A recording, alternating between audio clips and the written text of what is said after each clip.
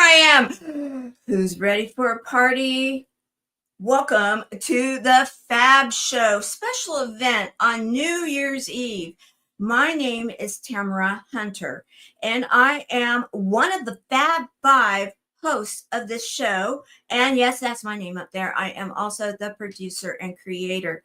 Yet, what is this all about? We are the show that explores our fabulous lives. And tonight we are doing a 3-hour special event on Tuesday night, not on our network, but out there in social media land. And we are going to be visiting with many of our buddies, our panelists, and our hosts. We're going to be sharing highlights and looking at 2025. So, are you guys ready? What do you think? Let's talk.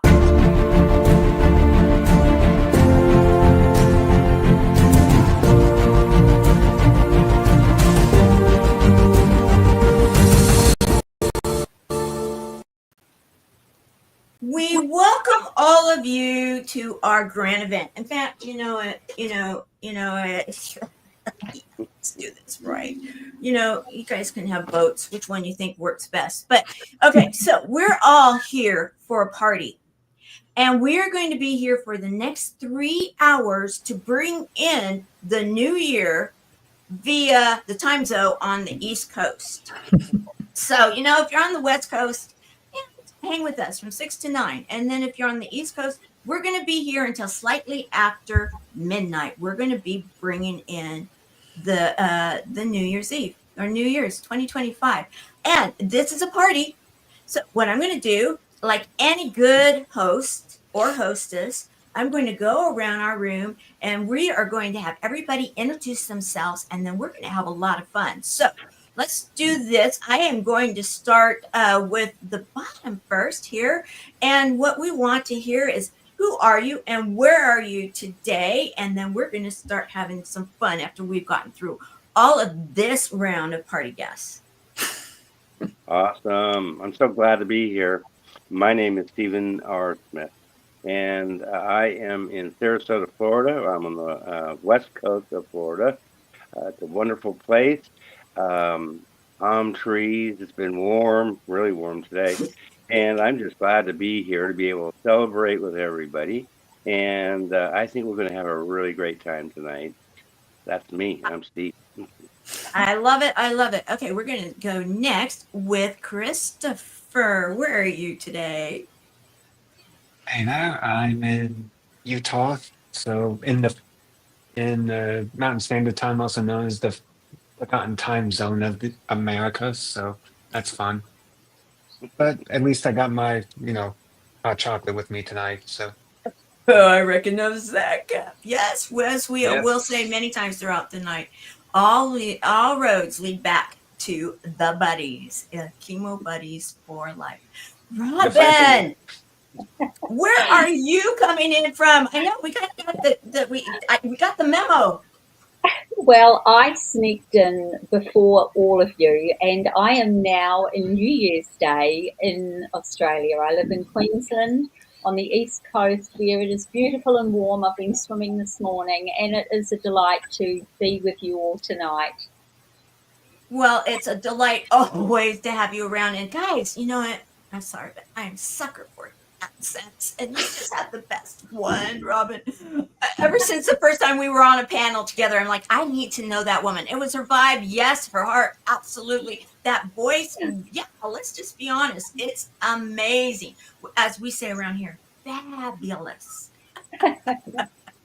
It's a mix now between Australia and New Zealand, because I'm actually a New Zealander, so don't ask me what accent it is. It's from down under, I think. Right? Yeah. There you go. Okay, next, Cheryl. I'm in Sedona, Arizona. And if I could do an accent, I'd try. I love it. And you are Cheryl Meyer, also known as Cheryl M. Health Muse, right? Right. I want to inspire everyone to adopt healthy habits. Perfect. Thank you so much. Now we're getting into the production team, and we're going to do this. I am starting now to introduce and have her introduce herself, our production coordinator here at the Fab Show, Caroline. Ooh, look at that party hat. Where are you tonight?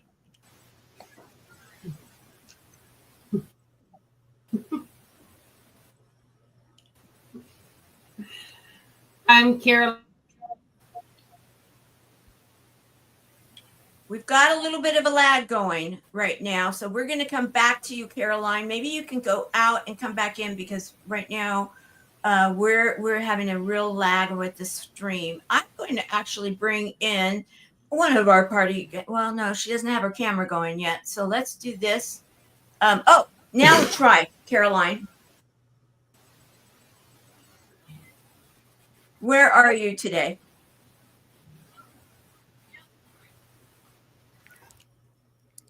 Okay, I am Caroline, go ahead. and I am in the East Coast, Toronto, Canada. We're going to be talking about the weather here soon, guys. I know that it's coming. It's coming. In fact, we've got who we call Queen Barbara Beckley. Barbara, I love it. Tiara, of course, that is so fitting. So, where are you today, and how cold is it? I'm gonna be using this because I invested in these today. So happy New Year Eve, everybody. My name is Barbara J. Beckley. I am from Kenosha, Wisconsin, which is 35 degrees outside. So it's not that bad. No snow. So I'm happy. Well, there you go. Okay. Then we've got the two bookends going on. And Barbara's one of our hosts. Also, Joy, you're one of the Fab Five. Where are you coming in from today? Well, hi there, Tamara and everyone. I'm beaming in from Southern California, where we've had fog and then some sun. So it goes back and forth. And so excited to be here on the show tonight. Yay. Awesome. And then we have Gloria. Gloria, introduce yourself, and where are you coming in from? Love the colors. Yeah, I had to wear my Fab colors today. So yes, I am coming from Melbourne, Florida. So I'm on the east coast of Florida, opposite of Stephen, and everybody in my neighborhood is shooting off fireworks already, even though it's not midnight yet, but they are having so much fun. Hopefully it's not being picked up on my microphone. I'm not hearing it yet, and so Good. We're good so far. And then we have Erin joining us. Erin, is your camera able to go on? And we'll have you introduce yourself. If so, Erin, calling Erin. Okay, let's do this. As soon as we do hear from Erin, what we're going to do right now. Okay, so I am, again, we are having a party. It is, I almost started Dr. Seuss, guys, big dog party. No, it is a New Year's Eve party, and we are all together, and we are going to have a lot of fun with, what did we do here at the Fab Show? We do a lot of video. We do a lot of, including our panelists, to enlighten us, to let us know what it is, because many of them are subject matter experts, and they help us to explore our fabulous lives. And we are going to be looking at what they've shared with us in regards to the Legacy series. We're going to explain that a little bit more, and then going into 2025. So right now, what I want to do is start the show off with something that sets the stage from one of our contributors, actually one of our main contributors, known as Skip Thomas or Steampunk Poe. Let's start with this, and then we're going to party. Each of us have a valuable life story to share. Let's look at two amazing stories. What's the difference between George Bailey's It's a Wonderful Life versus Poe's Wonderful Life? Well, not as much as you might think. Frank Capra's 1946 movie featured the spirit of a young man facing life's adventure. Jimmy Stewart played a character who gave his heart to his community, his family, that drove him to decisions that could have ended his life. It took an angel revealing just how many lives he had touched, had changed, and inspired to be the best they could be. Strange, isn't it? Each man's life touches so many other lives. When he isn't around, he leaves an awful hole, doesn't he? Get me back! Get me back! I don't care what happens to me! Get me back to my wife and kids! Help me, Clarence, please! Please! I want to live again! It soon became evident to George Bailey. You see, George, you really had a wonderful life. Now, introducing Poe and his wonderful life. Perhaps you've heard of the fool's journey. It's also known as the hero's journey. It's the journey of self-discovery, growth, and transformation. It's a journey that's symbolized by innocence, ignorance, and potential. Through various challenges and experiences on this journey, help the fool's journey to grow and evolve, transforming into the hero's journey.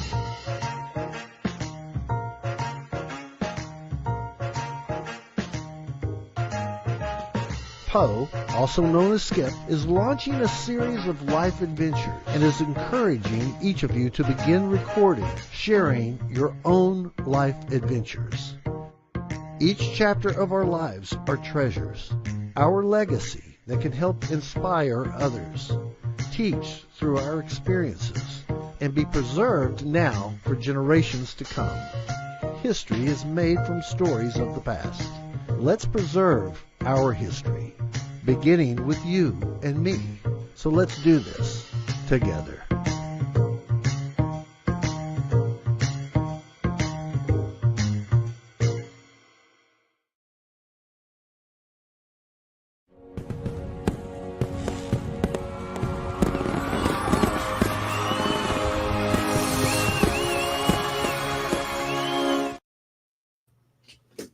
Fabulous.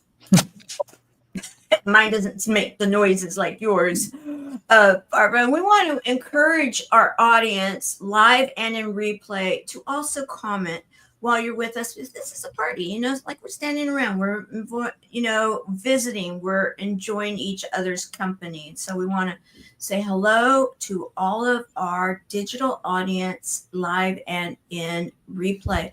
Hashtag, please. Okay, so now we're going to open it up, because what do? We talk here, right? And Erin, first, what I'm going to do is I'm going to bring you down until I see you on camera, and so that we bring you up. Maybe you can go out and then come back in. And so this is live, guys. All right, so what do you guys think about that video? Because it's setting the stage for what we're doing tonight in the Legacy series. Yet I loved it when he did that. It's a wonderful life or a wonderful life. Yet, you know, and then how do we touch people around us? And sometimes, I mean, you can go on the layers and layers and layers. And Gloria just did a show about It's a Wonderful Life and shared this, and a great show. If you guys want to go back to the channel and go watch that. But what would you guys like to say right now? And we want to recognize Teresa. Love you. Go ahead. Who would like to start? Okay. Christopher, did you say? Oh, okay. It's Stephen. Stephen, go ahead. Saying everybody wants to be quiet. They didn't want to say, I'll go next. But guess what? Now I'm next.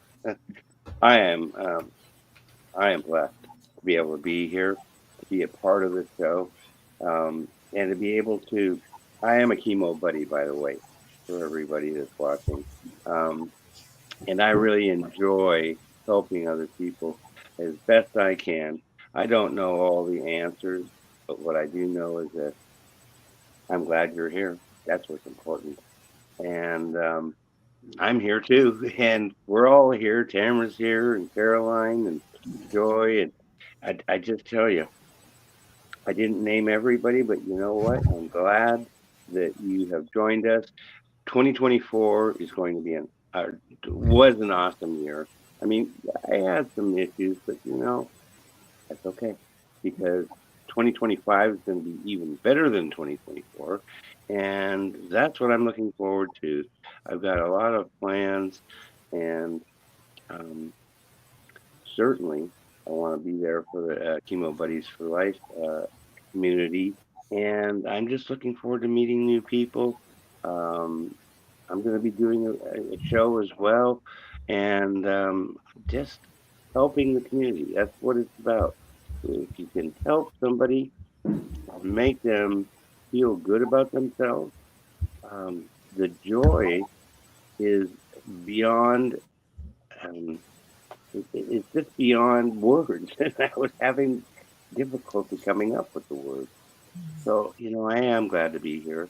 Thank you very much, Tamara. Thank you. And in fact, I'm going to play your video because we're going to be sharing some videos because we had a challenge that Joy actually put out because of last week's, just a couple of days ago, our Fab Show was all about what is your word for 2025. And you submitted a video. We're going to play yours. And then I'm going to bring Joy up. And Joy, you're going to then, as we come out of this video, you're going to oversee our panel right now to kind of talk about the show, the one word and what inspired that, and then what was it that came out of it, and share the videos that were shared on the show on Sunday. So here we go. This is yours, Stephen. Greetings, and I hope you're doing well. Thank you so much for the opportunity to be able to wish everyone a very Merry Christmas, Happy Holidays, and I am so grateful. This last year has been, it's been a challenge at times, it sure has, but challenges can do one of two things, and I almost thought about just like quitting, doing anything to do with social media, and you know what? I was reinforced to do this and to get my message out. My message is for hope. I think hope is really important. I think that when we have hope, we can be grateful. I think gratitude is super important. I'm really excited about the next year because I've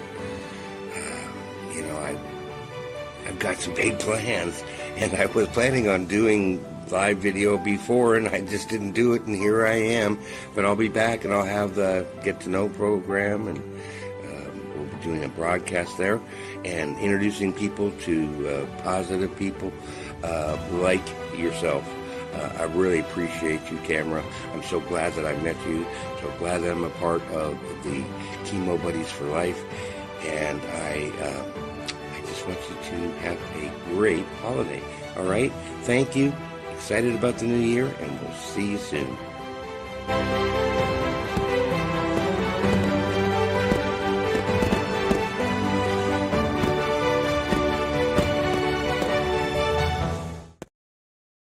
Fabulous. I was thinking, what did I say? I didn't even remember. That was fun. That was fun. Well, thank you. Yes, thank you. Your word, hope. Okay, so Joy, Hope. I'm going to let you be the, if you will, like the host right now, because it's the Fab Five, the show, our Fab Five show, or our fabulous show, the Fab Show, airs on E360 Network on Sunday afternoons, 2 o'clock Pacific, and then you can work it out from there.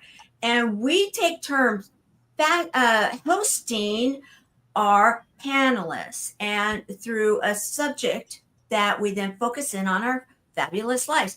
And that one word was inspired by this last Sunday's show, which was absolutely powerful. Tell us more what you thought about it, and then let's share those videos and what were the take-home messages. It was truly amazing how just one word, defining one word, and Stephen, I loved your video, hope, and just your heart shines through in your words and in that video. You're an amazing soul and person. We're glad to have you here.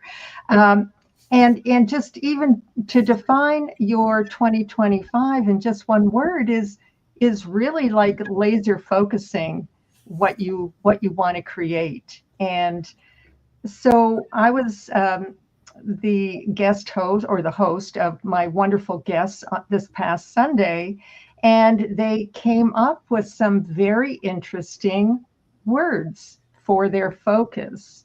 And it was interesting because we had 4 of them, and they all of the words seemed to flow together. And it was really special, Tamara, and whoever was there watching it. I know Gloria was there helping out in production. And so, so how would you like to do this? Should we bring up one of the, let's play one of their videos? And Tamara, I can't really see where they're lined up. So that's okay. I've got, just tell me which one you would like to go first. Let's start with Sid. Okay, we'll start with Sid. Let's go with Sid. My word for 2025 is intent. It's intent because I want to make sure that I have the right intention in everything that I do. Intention leads to what is coming forward in the future.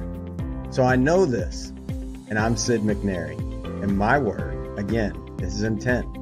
I know that by setting the right intent with every day that I come into, I am going to bring forward a space of peace in my life and anybody that I interact with. What is your intent? May you find that your intent leads you to the life of your dreams. That's what we work on. I'm the secret weapon of my life. You're the secret weapon of your life. Let's continue to move forward in that way. Keep the intent and let's light it up together. Peace.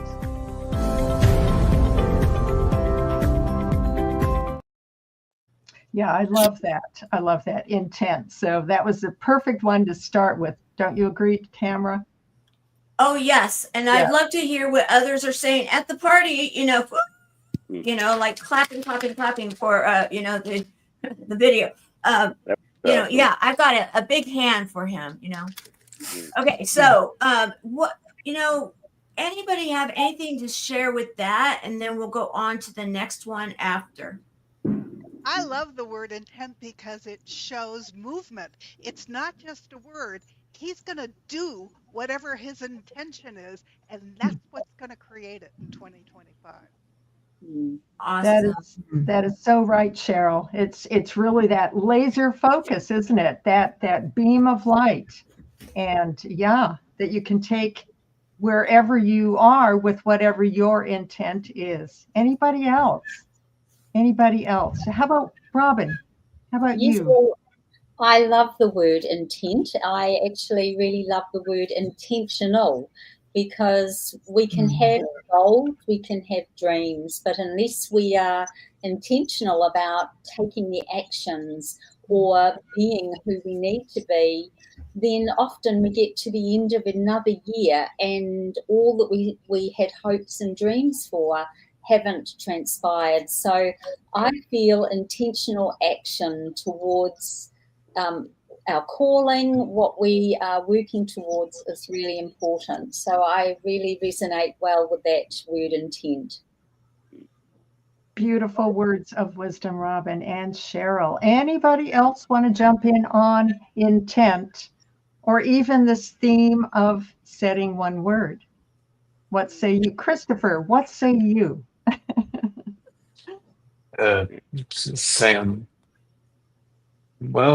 Intent, it's more than just a word, it's an action word, so it gets you to get up and do something. And sorry, hold on, let me get the hot chocolate. Maybe it'll get my mind going. Okay. All good. Can't help it. I don't know. For me, it kind of, I didn't choose that word for myself, but it kind of falls in line, I guess, in the second kind of word, because right now 2024 for me felt more like an experimental year for me to try other things, and of course with that a lot of things end up not working out and all kinds of problems, but I'm a survivor, so I don't know, should I say my word for this year? Or... Yeah, sure. Oh, absolutely. Well, I was gonna say letting go, but that's technically two words. So I felt like maybe the word is just release, just release of everything that you felt has hold you back. And in another sense, on top of that, just, I guess you could go with that little movie quote, release the Kraken within. Start off this year with a monstrous roar. I love that. Thank you, Christopher. Yeah, I see Stephen nodding his head too. Yeah, yeah, Barbara. Yeah, I think release is a super powerful word too, isn't it? Yeah. So, well, to keep this flowing here, but thank you. I mean, we could talk about this for a long time, couldn't we? It would make a great party trick, right? At a New Year's party. What's your one word? So let's play, Tamara, let's play Yamilka Rodriguez's and her. My name is Yamilka Rodriguez, and my word for 2025 is identity. I'm going to tell you why identity is so critical to me. I feel like a lot of times we don't understand who we really are. We don't go to the core or the foundation, what I call the soul code of your identity. So really looking into that for myself as I go into 2025, because that's the only way I feel we can connect to the broader community at large, right? How do we then look at that soul code to then identify who we are as individuals of a broader community? I feel like identity really is about an exploration of who you are, what your values are, what you really love to do and what you want to do in the future, to then be able to have an impact and a legacy to live to other people. So that is my word for 2025, identity.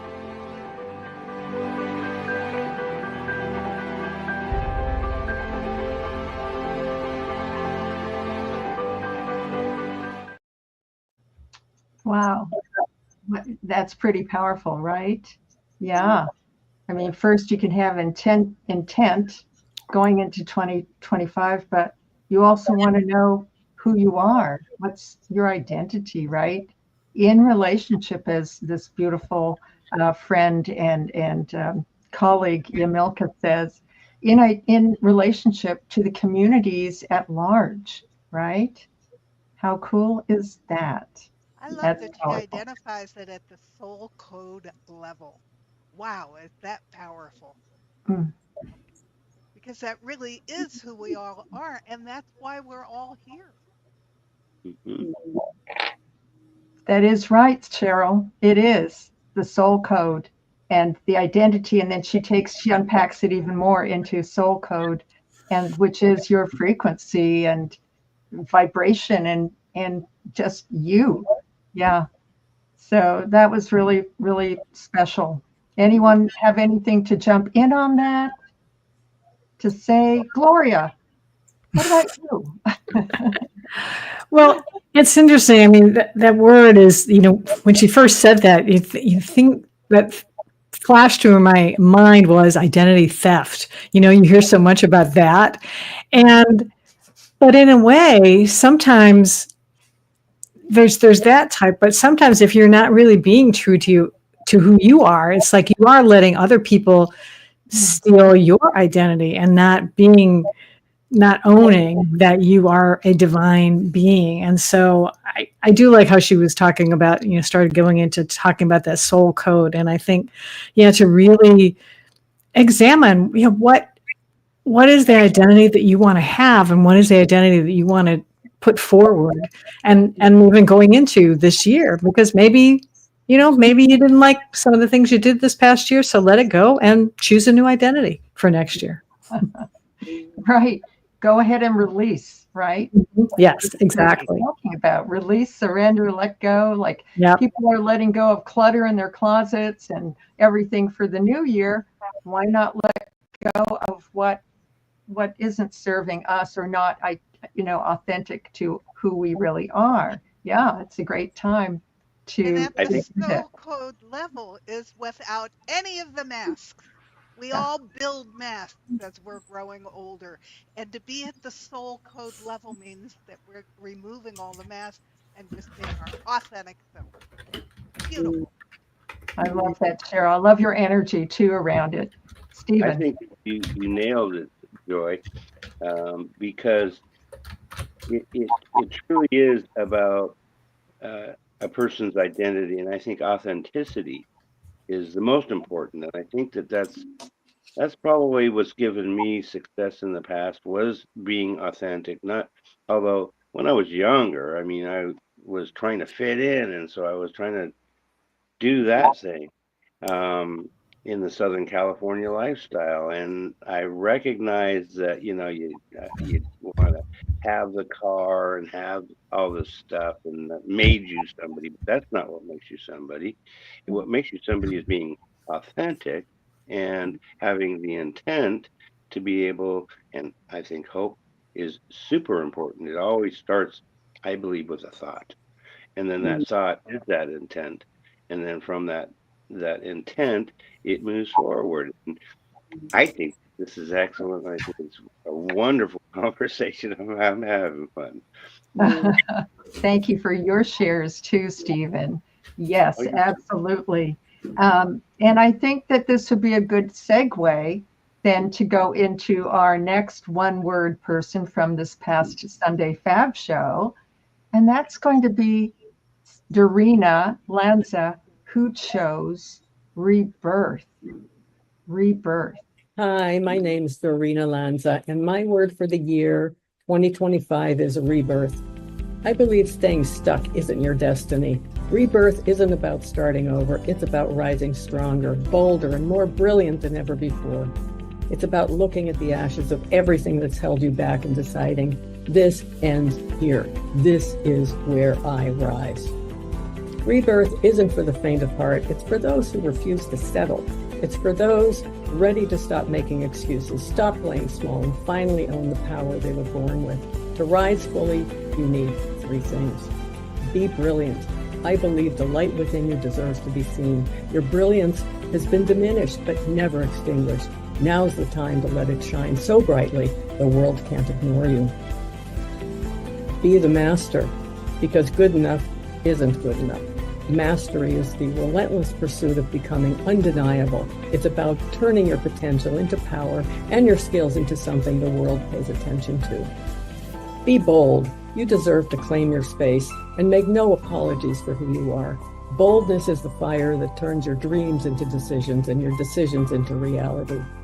I envision a world where you don't just rise, you dominate, because your legacy matters. The phoenix doesn't wait. It doesn't ask for permission. It rises because it must. So here's the real question. Will you stay in the ashes, or are you ready to rise now? This isn't a metaphor. It's your life. Decide.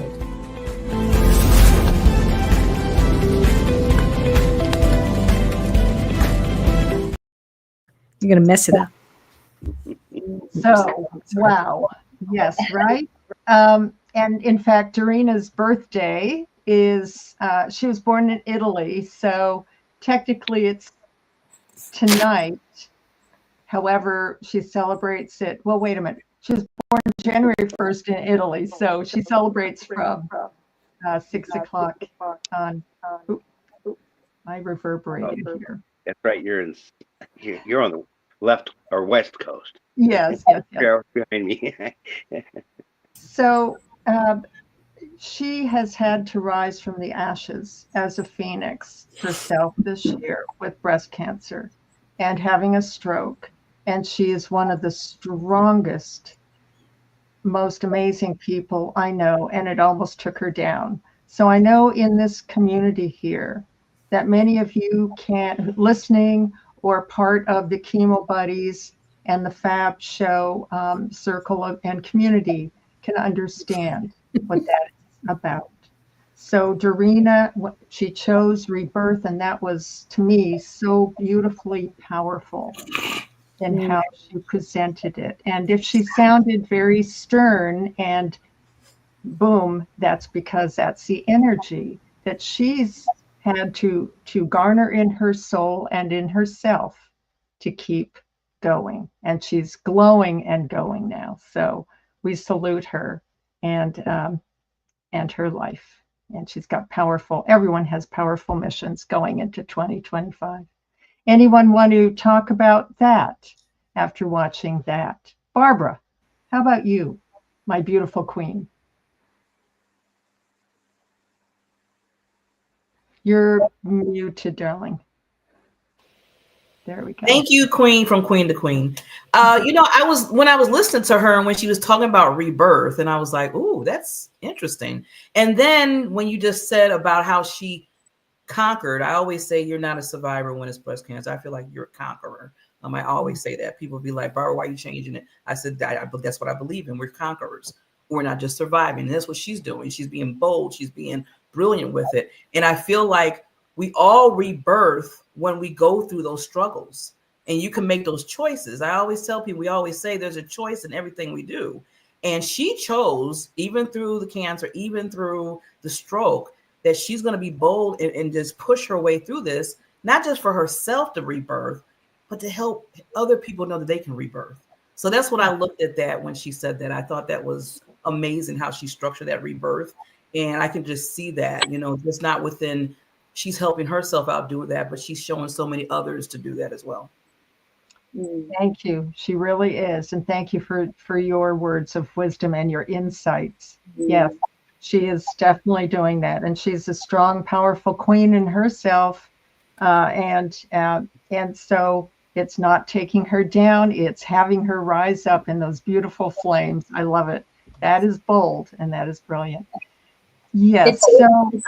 It's also part of identity too, isn't it?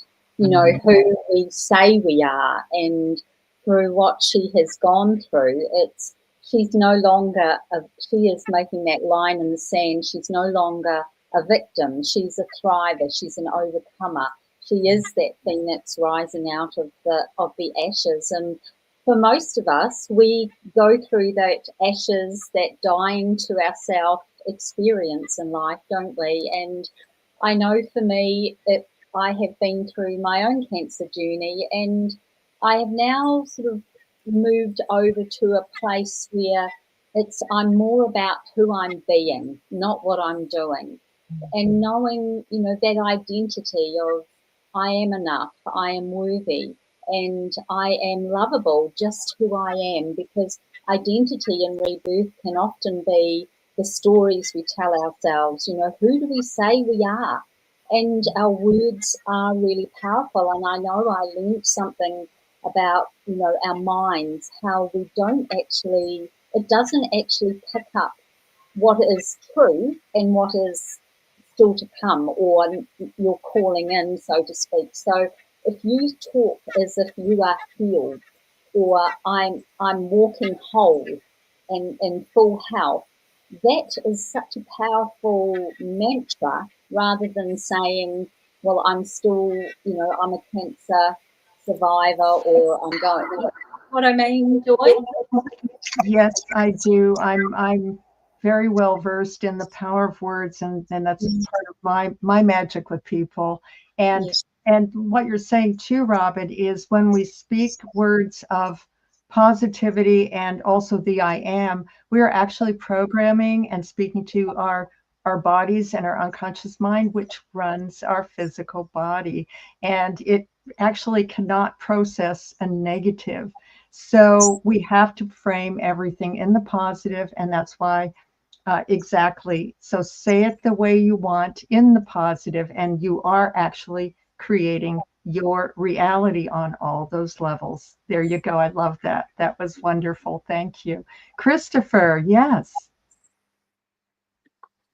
Yeah, kind of an interesting word rebirth, because oh, there we go. Because that little name here, Eastern type of thing. So, and thinking about the rebirth, we tend to think about living and death, but it's also the same thing with, as I believe it was Robin that kind of brought in, that identity as well.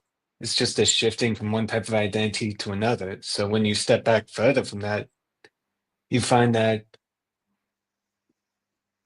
it's just part of the process of one identity dying to another. And then when you step back, it's actually no birth and death. It's just constant transformation over time. And that it's simply a part of the way nature is. Everything's always transforming from one form to another.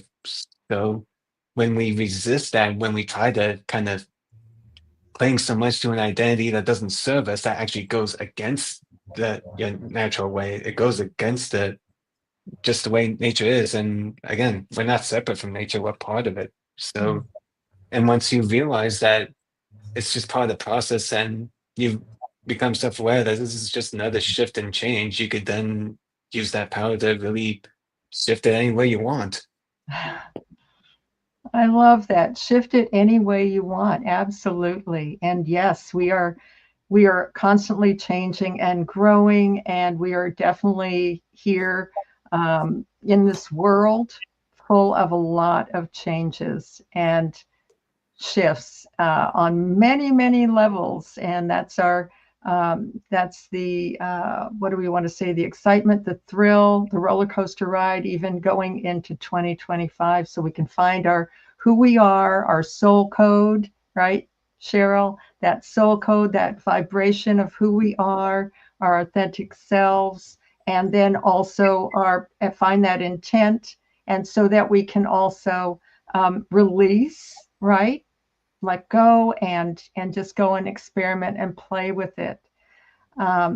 So beautiful conversations here. Thank you, everyone. So yes, we get to choose the reality we live in by what we tell ourselves. Gratitude is a powerful reality shifter. It certainly is, Robin. It shifts it just like that, doesn't it? It resets. So let's go into, speaking of gratitude and sort of a humbleness too of how we live. We're going to play my last guest from last Sunday, and his name is Justin Rice, and he is just the dearest soul ever. So thank you. We'll play him. Hello, everyone. It's Justin Rice here, and Happy New Year to you all, and happy holidays. My word for the year of 2025 and intention for the year is the word service. How can I be of service to those who are in front of me and to the world? When we are living from our hearts, when we are living from a state of wholeness, all we want to do is give and be of service to the world. So this year, I'm setting the intention of being in service for humanity in whatever way that can be in the moment. As we are in the moment, we can simply ask ourselves, how can I be of service? And allow the answers to come to us. So join me this year in 2025 and be of service to humanity. Thank you again for having me, and I look forward to this conversation.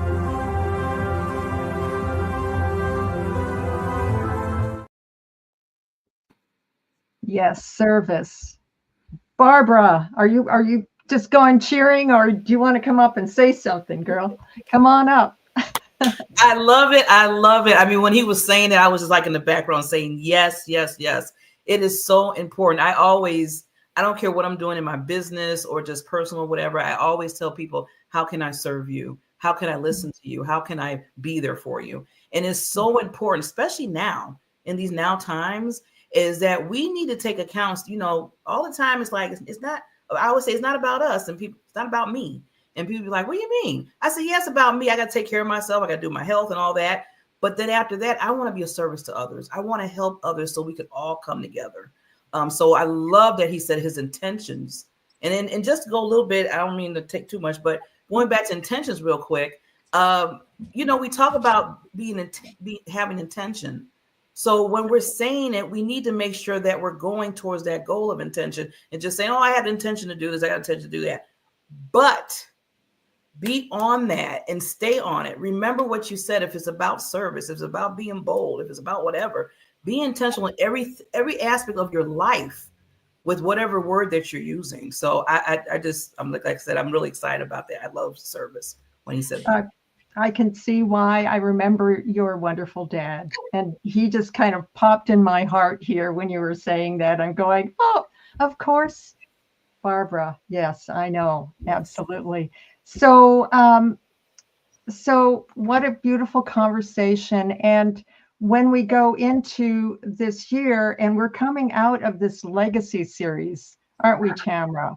The legacy of love, of service, of hope, of all of these things we're talking about. It's really our legacies that we are now choosing to identify, to say, who am I going now into 2025? And how do we want to live our lives going forward?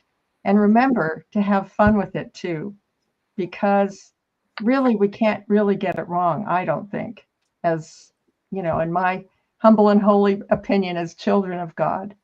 We are here to play also and to take ourselves lightly as well. So there you go, Tamara. Well, thank you. Thank you. And I want to recognize again, we are having a party.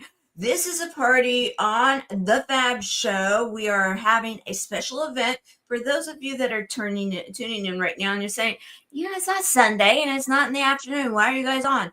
Because it's New Year's Eve and we're having a party. We've been doing this actually under one of the other brands because all the brands that we celebrate with lead back to the buddies, Keeble Buddies for Life. And within the community, for many years now, we have been for 3 hours on New Year's Eve. We have been ushering in for the East Coast the new year. And so we thought, oh, we'll change it up just slightly. We'll share our fabulous lives with the show that we've been with subject matter experts and incorporate some of their videos along with some of the contributors that are joining us with our party. We right now have a new person that's just come in and we want to make sure, that you're introduced to everybody here at the party. Why don't you say hello, Nori? Where are you coming in from right now? Hi, guys. I am nestled in the sweetest little town in West Virginia called Berkeley Springs. And it's like living back in, I don't know, 50 years. There's little decorations on all the streets, and it's just the sweetest little area. I love that. And, you've been on a few of our shows, and I actually thought, one of the videos, or a couple of them that you shared with us, have everything to do with the conversation that we're having right now, and we're going to be going into our next ones. I want to share one of the clips that I pulled because we're calling them highlights from the Fab Show. And one of the ones that you submitted for one of the shows that we talked about, the frequency of healing, the energy. And we're talking about that a lot right now, and the energy of words, the energy and the vibe of the one words that were just shared. Yet you also told a story. And as I was watching it again today, I remember, because I was the host on this show, I remember when you submitted it, it was hard for me to edit at first because I was just like, like tears of joy and possibilities. I needed tissue. Yeah, everybody, we always do say, have your tissues ready. Also be ready for laughter too. Humor, heart hugs, and a whole lot of love. Okay, here's the video. 2 patients with 99.9% mortality rates were in the trauma ICU. Oddly, they had the same rare injury from lethal car accidents. The injuries were so rare that the most seasoned trauma surgeon had never seen them. One nurse worked with each of them. Everything is energy, our thoughts, our feelings, our words. This nurse received words from the divine, from God, to speak to each of the patients, and she did. And even though they were in chemical comas, they received it. Their body, their heart, their brain, their soul received a spark of energy because they opened to, they aligned with, they attuned to the energy and frequency of divine healing. Sometime very later, they both walked out of the hospital completely healed. And what we see here is nothing short of the energy and the frequency of the miraculous.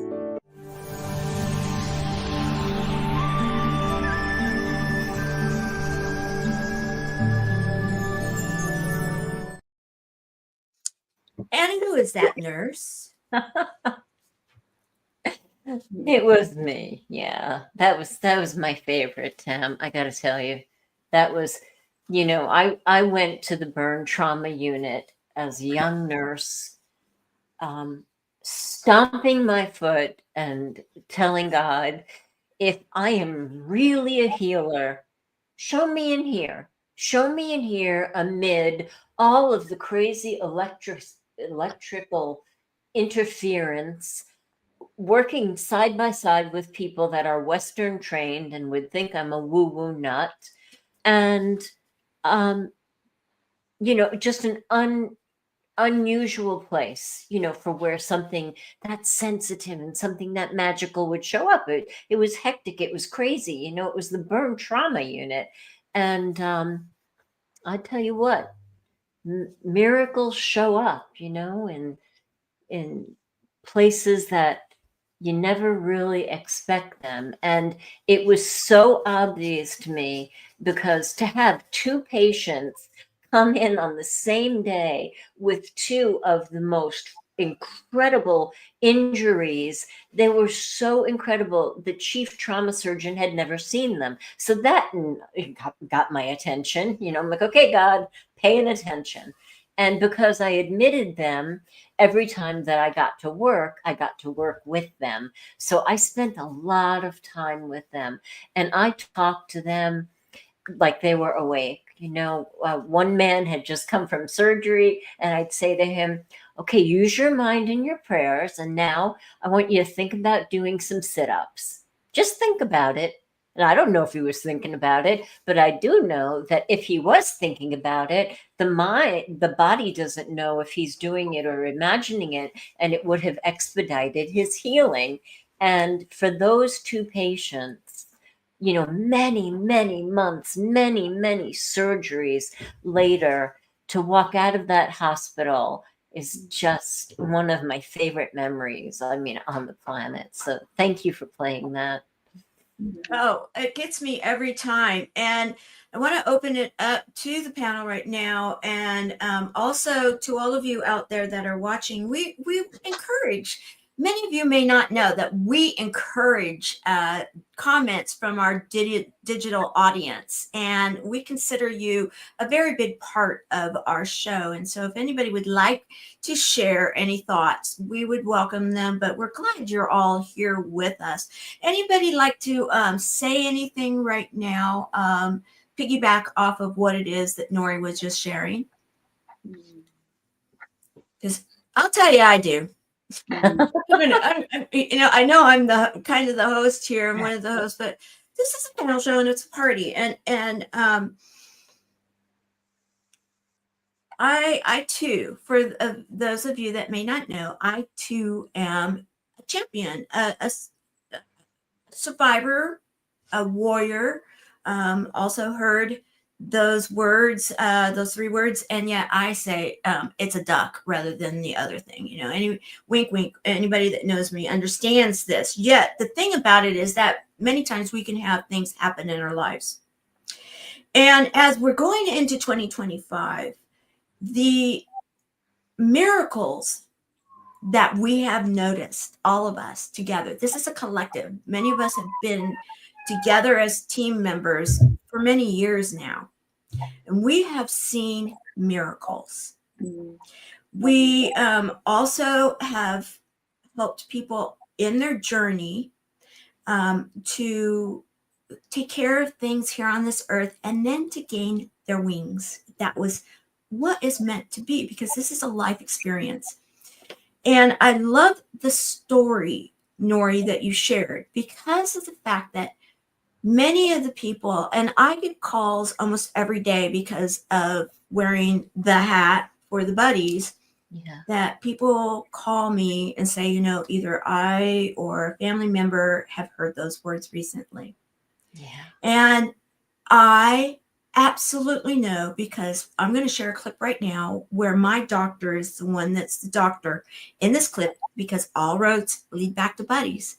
And he's the one that encouraged all of this. The Fab Show, the buddies, everything came from the encouragement of this doctor. And it was because of what you were just sharing right now, Nori, in that the medical community gets to notice and witness the miracles, yet they can't really talk about it because of HIPAA laws and so many of the things that are out there, right? But that's why my doctor was like, okay, we need some help here. We need to have a community of what we now call buddies. We need to let people know that there is healing through connections and that it is a mindset situation. And there can be to expect the miracles. And we have witnessed them. And so right now, what I want to do is why is it that we support this group? What is it that the Fab, many shows will take a cause. This is our cause, and we want to introduce it to all of you.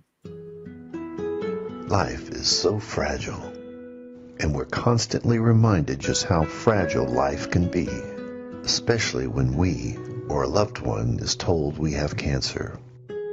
Cancer survivor myself, I can tell you, we still feel very alone in this journey. There's a study that's been showing that patients who are socially isolated have a worse prognosis, have a worse outcome than patients who are socially interconnected. Buddies for Life is a non-profit cancer support group for those whose life has been impacted by cancer. Humor, hope, heart, and hugs. Humor, hope, heart, hugs, and a whole lot of love. Share this with your friends and family and support this community in every way you can. No one should face cancer alone. I am a chemo buddy for life. We are a Buddies Network. No one does cancer alone. Be a buddy. And we are all here for you as a community of love. We are chemo buddies for life. And if you've heard 3 words, you have cancer, for yourself or someone else, you belong with us at Chemo Buddies for Life. Healing through connections.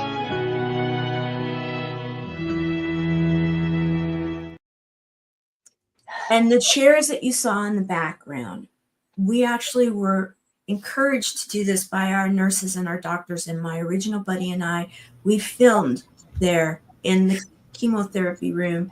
That was a chemotherapy chair in the background that changed my life and really set my purpose on course. And all of us have come together with that. And so, and I want to recognize that we do recognize buddies. And in fact, Lisa was one of my buddies. I love her dearly. Many of the people here are volunteers also within the organization. And we also have that we recognize here on the Fab Show, what we call the Purple Pin Hearts Club. And I'm going to share a video right now, a little clip. And all of you that understand this, we know we have someone that has gained her wings this year. And we are honoring her and many of our others that have gained their wings in a very loving tribute, simple moment. And yet every week, if you come to the Fab Show, you will see these purple hearts that show up. Because we believe that the energy and the legacy and the love that is left behind, if you will, we still touch and we still feel and we still share the hugs and the love and the humor and the hope and all of it. Humor, hope, hearts, and a whole lot of love. We share it with all of them that have passed and gained their wings and with all of you. So that's explaining this. Who are we? When we played this, and here we go.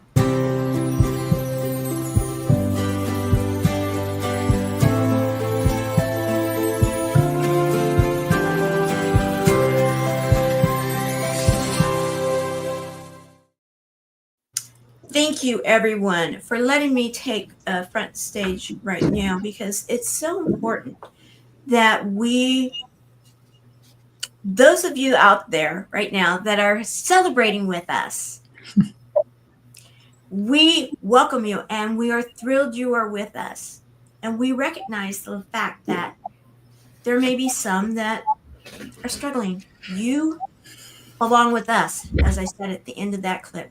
You belong with us in the community because you know what? We've seen miracles, and the miracles you just spoke about, Nori, we've seen them ourselves. We've witnessed them. And so I want to just say thank you for that. And it ties back to Joy when Justin shared the word service. And so now what we're going to do is, this is a party, guys.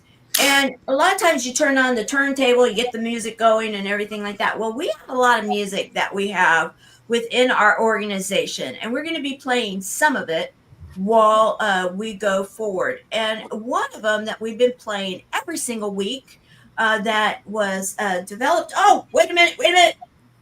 Hold presses. We've got a new party, someone that's just joined the party, and we're all about, we have to introduce everybody to each other because, it's an open house party. And Daniel, we're asking, where is it that you're coming in from today? We're so glad you're here to celebrate New Year's Eve with us. From the second smallest state in the United States, Delaware, in Dover, Delaware, outside of Dover Air Force Base. And thank you for that. And you know what? Your background, I have a clip that I had pulled from your background, and I'm actually changed the order right this minute because we can. Is that we're going to explain what it is, because your background is very interesting, and you kind of give us a little bit of a clue with where it is that you're close to. And you have a podcast, you have a mission, you have a message, you support a community. We're going to go a little bit into that, and then we're going to go into the music after that.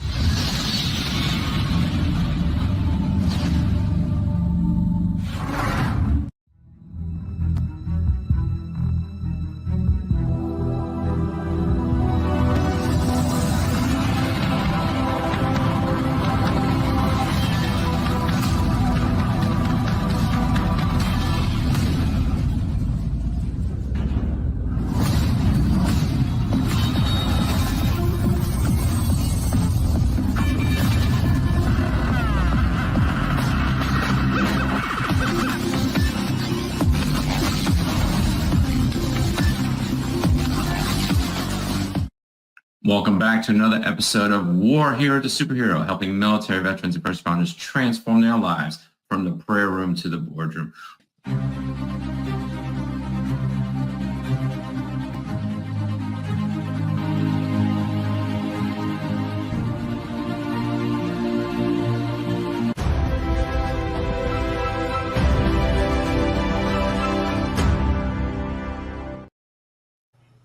Thank you for that, and thank you for your service.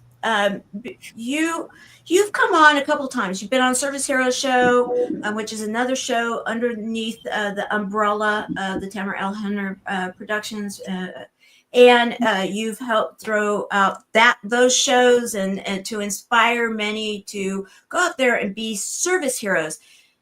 You talk about being a hero. And you recognize different stories also, and those that are in the military, in the community that you serve. And I love that from the, what is your tag again? Kind of explain that, because I know you changed it, and I was about to go to the old tag. And then you went to we the haven't new one. changed it that much. So we serve military veterans and first responders holistically from the prayer room to the boardroom. So we serve them holistically. So we don't just go over and just help them get a career. We want them to transform their lives from this place and beyond, because it's more than just this life. We believe in Christ, and we believe that you need to go over and holistically transform, because when you just transform certain rooms, let's say the boardroom, and you go make mad money, well, what are people worried about on their deathbed? Their relationship with God and their relationship with others. So that's how we go over and serve holistically. And my wife has joined on the team covering the prayer room. So we actually do interviews with Christian thought leaders that go over, and we talk about their transformational messages too. So, and what I do is primarily interview our military and first responders and talk about their transformational stories and uplift their brand. And we also lift up our patriots that are serving our community. And then we cover content from the prayer room to the boardroom. So We are actively looking for people to interview. We are actively looking for subject matter experts that are serving our community. So we can just uplift that community and go over and give them the tools and the tactics and the trades and things that they need so they can go thrive, because a lot of us don't. And the numbers have gone up in the unalive world. It's averaging about 44 a day now in our community. So we definitely want to continue to go serve them. And at least if we saved one with our information and all the other things that we do, then we have done our job. Thank you. And we're going to revisit this topic here in a moment because it's very, very powerful, and it leads us into this next hour. And you, my dear Daniel, I just absolutely adore and have appreciated you ever since the very first time I met you in what it is that you are doing, because this is a community that truly we need more focusing in. And we're going to actually talk about an experience that you had after a show on the Fab Show that inspired you to actually go face to face with one of the other panelists. And we're going to talk about that after we come out of this song. Yet every week lately, because we've been in the Legacy series, that our hosts, and I'm going to bring up some of our other hosts here in a moment too, to kind of like introduce some of their other people and clips. But we've been sharing the Legacy series. The whole idea has been that usually it was because I've been really big on family history and genealogy lately, you know, and so oftentimes we take our lives and we put it out there, right? And going into 2025, that's a big concentration for me right now too. And I've got a lot of family members that are military and first responders and everything. And so it's a place that really touches me, Daniel, when you're talking about this, because it's something I've been living in with the stories that we've been preparing. And it's just really incredible what's going on. But Steampunk Poe created a song that we play every week. And it's become, I don't know about you guys, but when you listen to this, it really is, it stays with you. And now we have many of the people that show up on Sundays that we keep hearing, oh, my favorite song, I wait for it. Or, you know, very best song of 2024, all of the above. So let's, without further ado, this is a creation of Skip Thomas, also known as Steampunk Poe, one of our contributors from here at the show. And here we go, A Legacy of Love.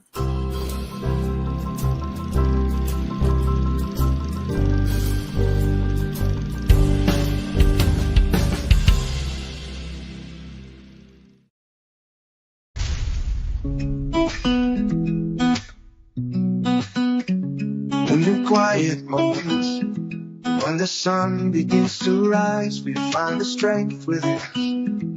In the stories of our lives, not in gold or glory, but in hearts we've touched with grace, and the love we shared with others, in each kind and gentle face. Your legacy is the love you leave behind, in the hands you've held and the souls you've helped to find. It's the laughter in the children, the wisdom in the old. It's the light you sparked in others, in the stories that are told.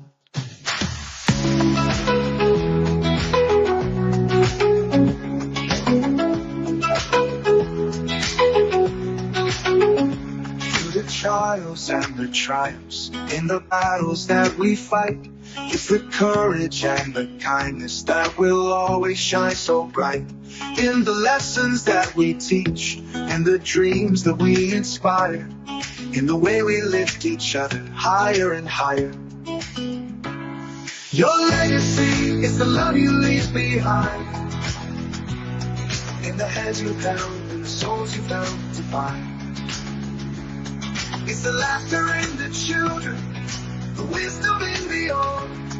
It's the light you sparked in others, in the stories that are told. In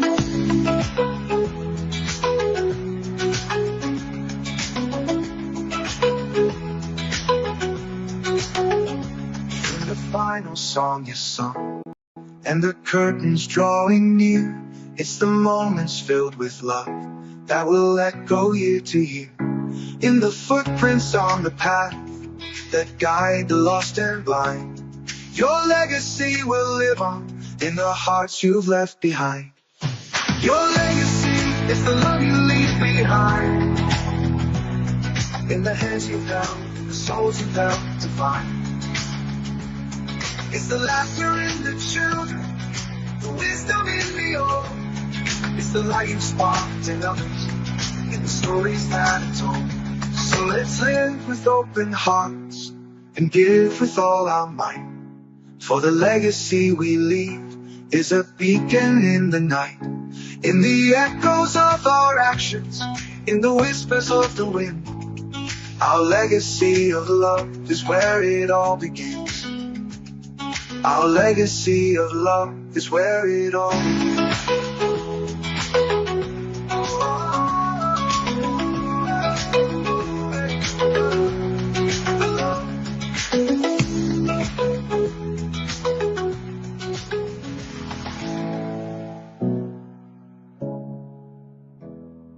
Your legacy will live on in the hearts you've left behind.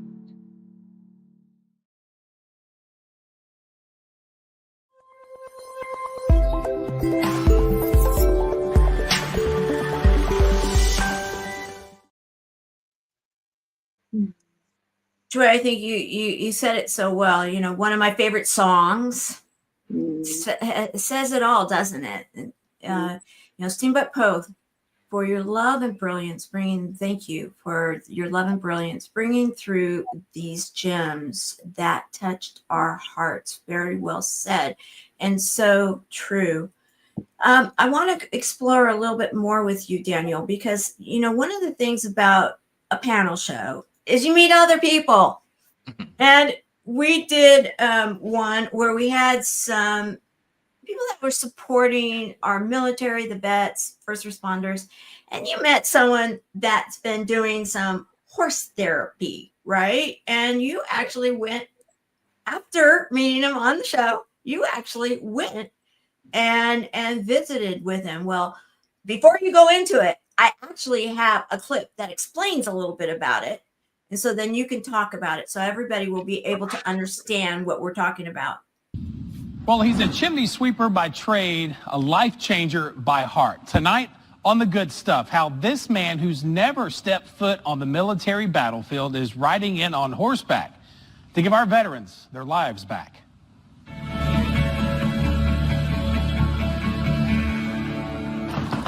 Come on, Sonny. How old is Sonny? Sonny's 14. Armed with a commercial vacuum and his incredibly compassionate personality, Kevin Russell has spent the last 20 years sweeping and fixing chimneys. Tears me up is what it does.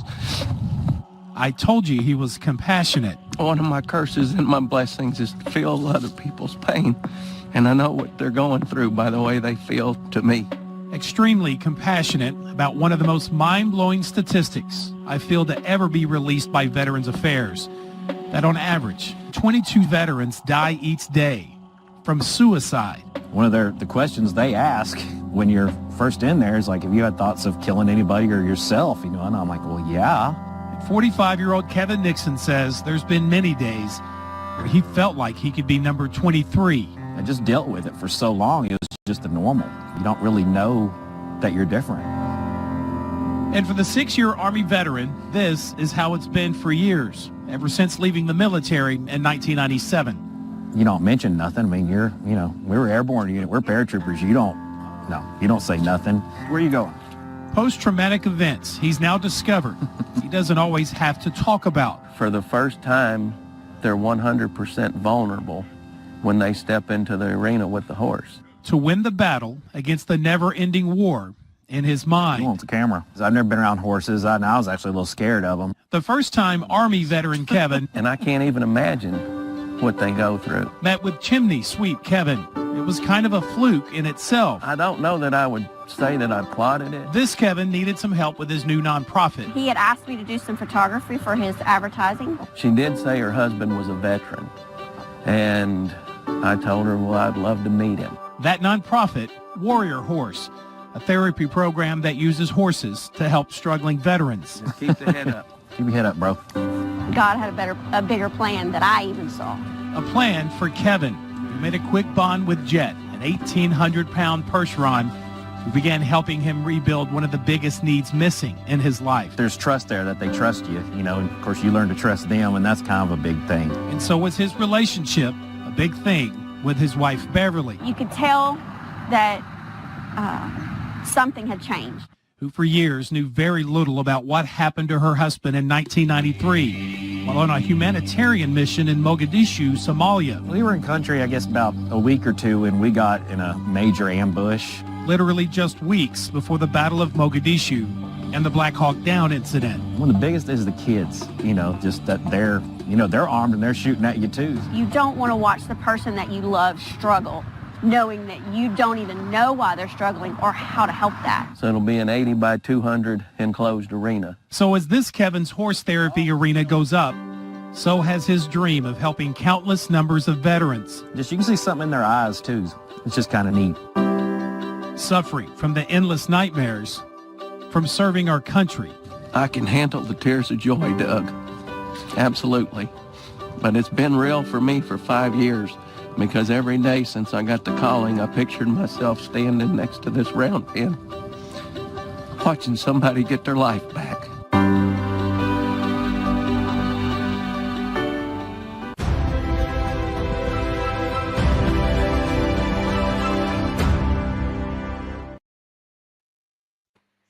And he's just as genuine, right?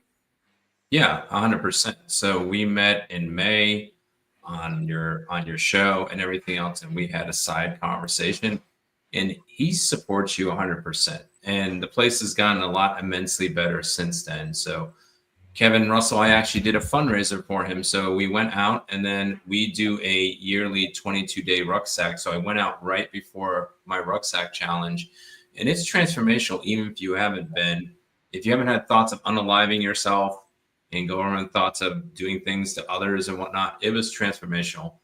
I found out just last year I was autistic and ADHD, and the horses knew those types of things. And they knew the struggles that I had inside. It's like my life is kind of like Schindler's List. Everything else is black and white, and I'm one wearing the red in the color. And those horses kind of read me that way and saw that way. I had to go through 2 horses. It's kind of like my life in general. I always have to go through many different things to get to the right answer. And I was like, why am I having this in my life? And it was just transformational to go over and see the gospel being portrayed through those horses. It's like a Holy Spirit whisper to each of the people too. And the 2 guys that did struggle and had SI thoughts and almost unalived themselves before, I saw the transformation and the change from there, because I was just there to go over and to know what I was fundraising for, but it was transformational for me and everything else. So we then did a 22-day rucksack challenge, raised about a couple $100 and everything else. And a portion of our proceeds the entire year from like August to July go to Warrior Horse. I usually carry this coin or a few others that are in my pocket every day. I guess it was God's providence. You guys want to show this? I was looking for the coin when you mentioned it. But it's just a place to go out there. And they do a sweeps week in April each year. So about 100 chimney sweepers come out, and they want veterans to come out to go over and beautify and expand the place. So it's just an awesome opportunity to go over and to go out there. Also for our first responders to go out there, because our first responders numbers are higher than what our numbers are in the veteran military community. And the thing is they're in the battlefield every single day. That's why we expanded to the first responders, because I had a first responder moment a couple of years back, and I had to become the first responder, even though I wasn't one. There was nobody on the scene, and I became that. And I realized that my men and women that are there, they're struggling too, and they struggle every day. So they're in the battlefield, and even when they're not, they're turned on in a sense every moment.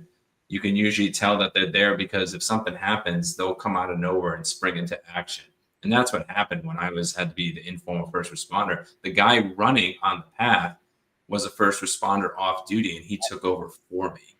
So we need to remember our people, and Kevin Russell is the true person. And he supported me from stem to stern, everything. Even when I almost got lost in the airport and almost got stuck for a couple of days, he supports you the entire time. So He is very supportive, and so thank you for sharing that. And also, I'm going to bring you up, Joy, here in a moment, because Joy is also a first responder, and we need to be remembering those that show up for us.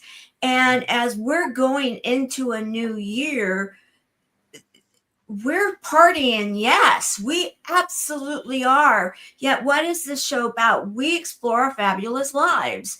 And we go right there. We'll focus in on them. We are good with that. You chose to be a responder, a first responder, because and let's talk a little bit about your service as a first responder. We went into that when we talked about the preparedness, on the preparedness focus on the Fab Show not long ago. Go ahead. I'd love to hear more. Well, yes, and I'm a volunteer first responder. It's not my day-to-day job. We're here, we're trained in the community through CERT, and we are there to take over and help and support the first responders during emergency situations, the fire departments, police, sheriff's departments, and paramedics. So we are trained to handle what we can and to deploy together.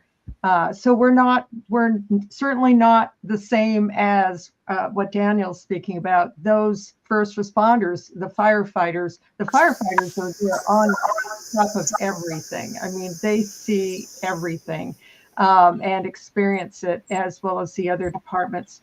But it is a way that we can serve, getting back to that service, as just civilians. We can find a CERT program in your community, and you get trained in a lot of different, from medicine to triage to first aid to fire suppression, terrorism, all sorts of different things, earthquakes, etc. And so we are there so that we can be of service. We can support those who are serving us. And it's really one way to spring into action. If there was something that happened in our communities, we would be the ones in our neighborhoods to actually help the neighbors, to help people, and to take over before the real, professional first responders come in. So it's a great privilege to be able to do that. And I highly encourage people to go and search that out. I agree. And I have, in a few places I've lived, I've volunteered as a citizen emergency response team member, and believe in that program. I want to go to Nori Love right now. Nori, you have both sides, and I loved it when you were talking about the fact that, the woo-woo nurse, because many people do know, but they may not always know that you were, for many years, you were a traveling nurse. You showed up when there was a lack of medical professionals in an area.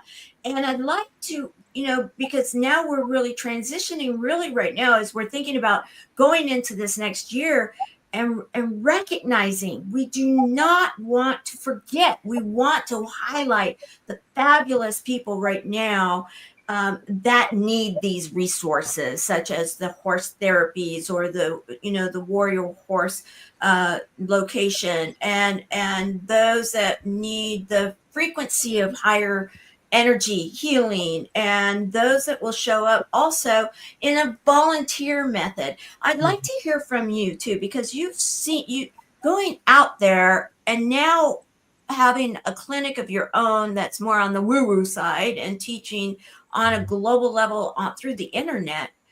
What say you to those right now that are saying, okay, Daniel, you got me, you got my attention,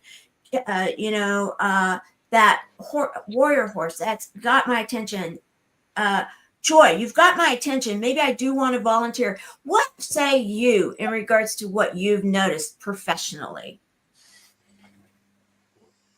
Well,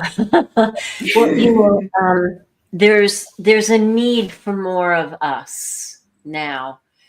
after the Great Resignation happened, and 1/3 of the nurses left because they didn't want to be made to do something they didn't want to do.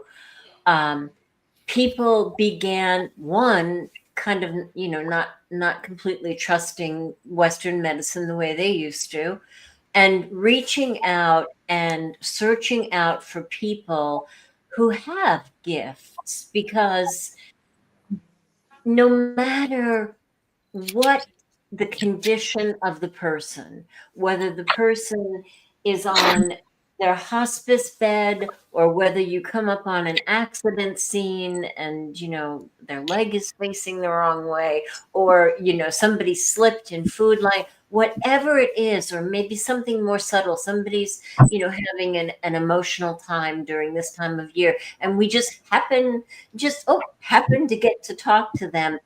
All they need is for us to see them as whole and complete, and then speak to them as if they're whole and complete.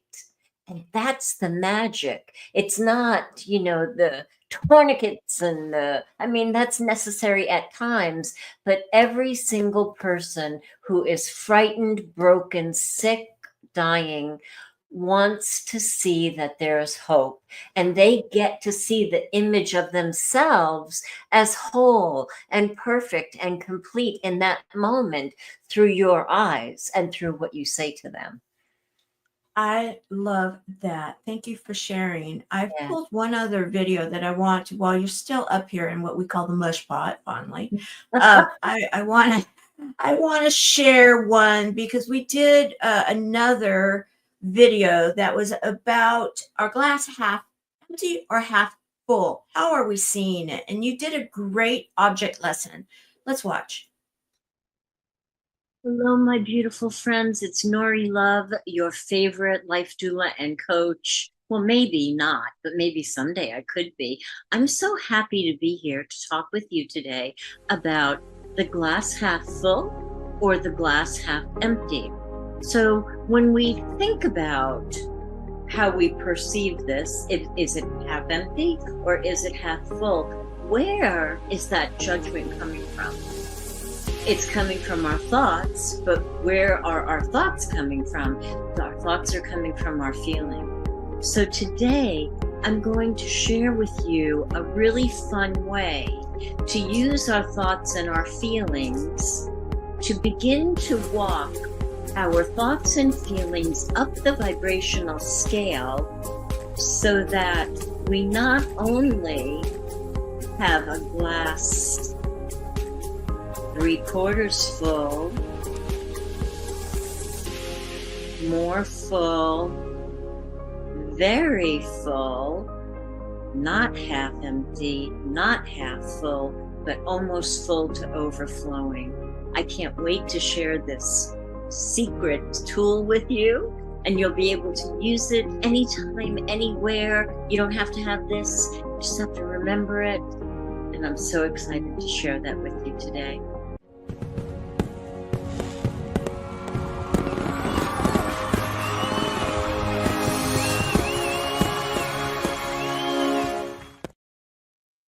I want to open it up for a conversation now, because we started in this last group with Daniel and really driving it home that there are those communities out there, be it the military, first responders, but there's so many different, let's be real, so many out there on a global level that are having a little bit of pain, and that are dealing with things going into the new year, because the holidays sometimes, it's a joyous time for some, but there's those others. There's some movies, and there's even a humbug or, bah humbug saying to, some movies that are out there. And we did it. Barbara did a holiday movie show focus not long ago, which was a lot of fun. And it really brought home that it can be a fun and joyous time, but it also can bring it magnifies all of the feelings out there. And so that's why I'm grateful that we have you here with us, Daniel. I'm grateful that we shared Warrior Horse. I'm grateful that you were able to share what you are. And Nori, I'd like to open it up because, and then I'm going to give you a clue that we're going to go to Gloria and some of her videos because she's been doing some about energy, or she's been doing some shows about energy, and she pulled a few clips in regards to that. So we're going to then back it up with those. But right now, who would like to share what their thoughts are as we've been in this right now, this portion of our 3 hours that we're sharing tonight at our party? Who would like to speak? Robin, you're muted, so let's put you in the mush pot here. Go ahead. Okay, here, let me get you. There you are. Go ahead. Yeah, I'd love to comment just on what was shared before about the cup, half empty or half full. And with service, whatever it may look like, there's a lot of pouring out, isn't there, to each one of you here that has shared some of your stories. And I was a mum, a busy mum to 7 beautiful children many years ago, and was homeschooled them. And so I poured into that. And as a woman of faith, I believed that we were to, serve others. And as much as that's very much part of my mantra, I have realized that there was a gap in my life about filling my own cup, my own self-care, my, what lit me up at times. And so that we are able to overflow from the goodness of our lives, and to realize that in every aspect of giving and of service and of all the wonderful things that are being brought to the world, there is our humanness, isn't there? And I think it's realizing and normalizing that at Christmas times and special celebrations, that there is that contrast of people that are struggling, that things are not how they ideally look, especially through social media, and to normalize that this is part of life, the ebbs and the flows. But as we reach out to serve others, I think I have learned some very hard lessons of where I ignored my own body and in the quest to do for others, but to be able to pause and stop and actually listen to what my body was telling me, and to be guilt-free of saying, no, I'm sorry, I'm not able to at the moment, and to be able to go away, fill my own cup, and so therefore we're able to flow out of the goodness and all of the power and potential that God's given us. Well, that's powerful. And you hit so many, what we would say, write it down moments there, Who would like to piggyback off of that right now? I'm feeling this energy of a few different people. Why am I thinking you, Barbara, want to say something? Well, first of all, Queen Robin, I'm just loving everything you said. So many golden nuggets in that. I like how I kind of took from that too, that you create those boundaries so you can pour more, so your cup can be empty enough, to fill in the right capacity so you can help others. Because I always tell people, I say, okay, you have a cup full, but what's it full of? Is it full of negative stuff? Is it full of a lot of baggage? Or is it full of something that's pleasant and loving that should overflow to others' lives and help them feel love and loving? So I always tell people, I said, it's one thing to have that cup and half, or which way you see it, but what's in it? What are you putting in that cup? What's coming out of that? So that's what I kind of take for that. Excellent. Excellent. Who else would like to jump in right this minute? Joy. Okay. Hey, just quickly here. Beautiful conversations. Yeah, and I think this is so important, especially for everyone going into the new year, is to take a heart check, a soul check on where you are even tomorrow on the 1st, and go, well, what is it that, how to set those boundaries, how to nurture yourself so you have enough to give, to be of service, and so that you can keep in that harmony with your own spirit, as well as let go of any guilt, and the shoulds. I think a lot of times we all will go, we are driven to either serve or give, maybe out of, a lack in ourselves, like wanting to be part of something or wanting to be loved. And those are all human feelings and things. We all do that. At the same time, take that check and assess yourself and go, maybe even each month, what am I willing to give out this month? Of course, there'll be always those spontaneous times where you are just, asked to be of service spontaneously with somebody, either a stranger or a loved one, and to assess and to make sure that you do have that cup filled from you and God and source, and so that you have more to give. That's all. Anyway. Wonderful. I'm actually going to pick Caroline right now because I want to focus in on the fabulous service that Caroline gives to the Buddies community every Friday night. And for those of you that are facing cancer or other health challenges, either the patient or those people that love and support them, which is basically the world, let's just be real, that you belong with us. And we have a free, 100% free get together. And every Friday night, Caroline is there leading what we call a chat in a safe environment with others that come in and share the humor, hope, heart hugs, and a whole lot of love. And many times lately, Barbara's been doing it too, and they crack me up. Awesome.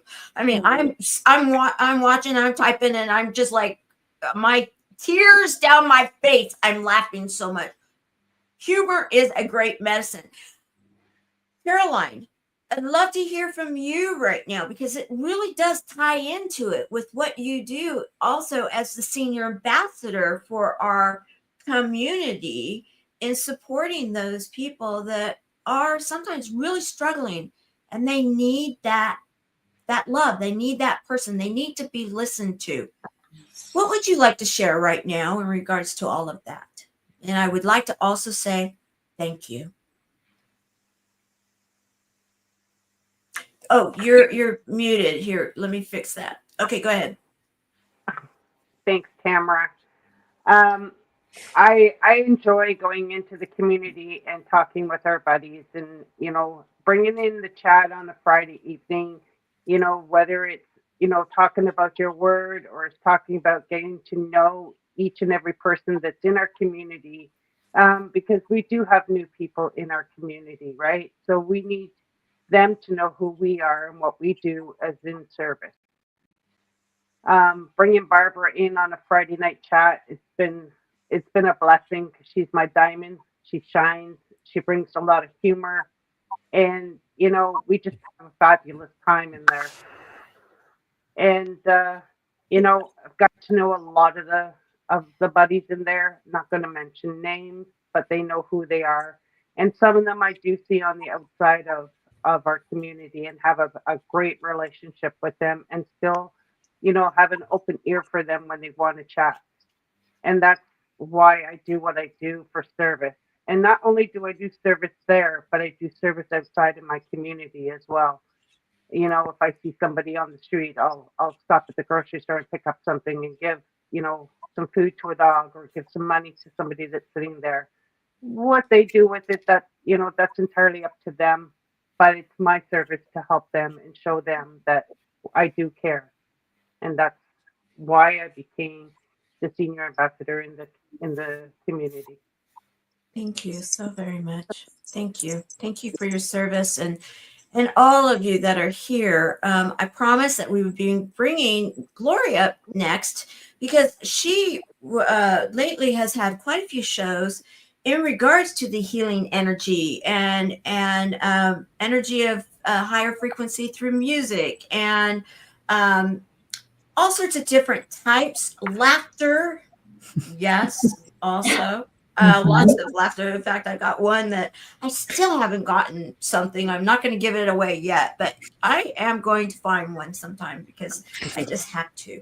All right. So, Gloria, let's talk, a little bit about some of the shows that you've recently done in regards to the healing energy and of laughter and music and some of these others. And why did you pick some of the highlights that we have loaded? Oh my goodness. So yeah, I mean, well, you know, when you say humor, hope, heart, hugs. Did I get it in the right order this time? And a whole lot of love, because that's what makes the world go round. You know, it's what we thrive on, to be able to laugh, sometimes laugh at ourselves. I do that frequently. I laugh at myself. And it's a wonderful thing.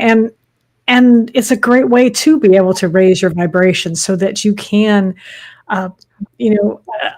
achieve the things you want to achieve in the world, or to be able to heal yourself. You know, you need to be able to raise your vibration in order to be able to be healthy. And because when you're feeling miserable emotionally, it's going to be really hard to feel well physically. So it all blends together, and music is something that I'm a musician. I play lots of different instruments, and I sing, and I always have felt that I used to sing in the church choirs, and that's how I really felt close to God, is through song. And it's also been demonstrated that music is also a very healing modality. I mean, they do sound healing. And so with even just, and I know Joy has actually done a show about that recently as well.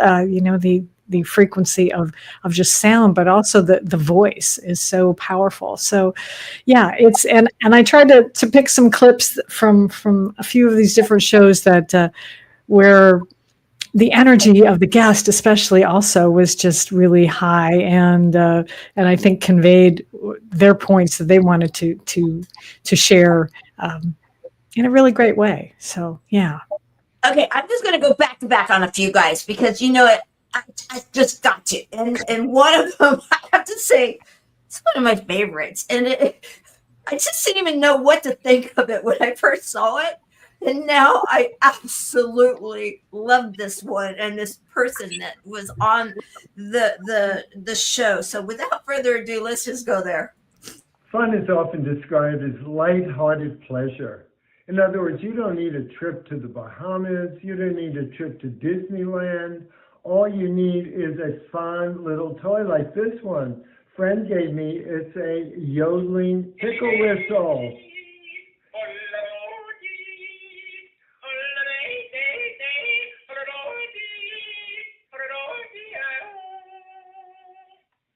I'm Alan Klein. I am the world's only jollytologist, and I will be showing you more ways to get more fun in your life real soon.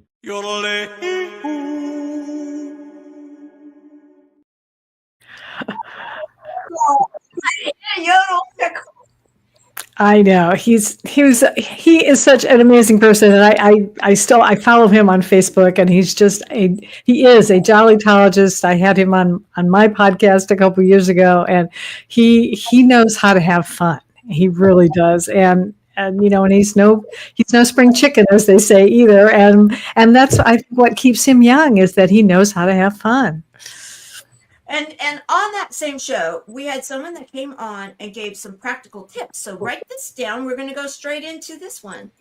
Hi, I am Marina Shakur-Hebe, and I would like to give you a tip to how you can make more time for fun. You have to reprogram your mind first. So close your eyes and either remember or imagine a time you had amazing fun. Now, make that image bigger, brighter, and bolder. Bring it close up and add some motion. Now, make the sounds even more enticing, and the feeling, allow it to radiate throughout your body. And when you think it can't get any bigger or better than that, pull your earlobe twice to anchor this into your subconscious mind. Practice this 3 times a day. That's how you create more fun. And then anytime you need more fun, just pull your earlobe. Have a great time. Bye.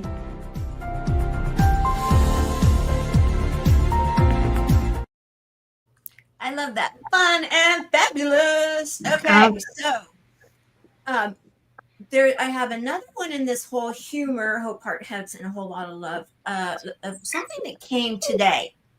And you guys, anybody that's been around for a while knows that we do Jack jokes. Guess what? We have a new Jack joke that was sent in, and we got to go there. We got to go there. So let's just do it.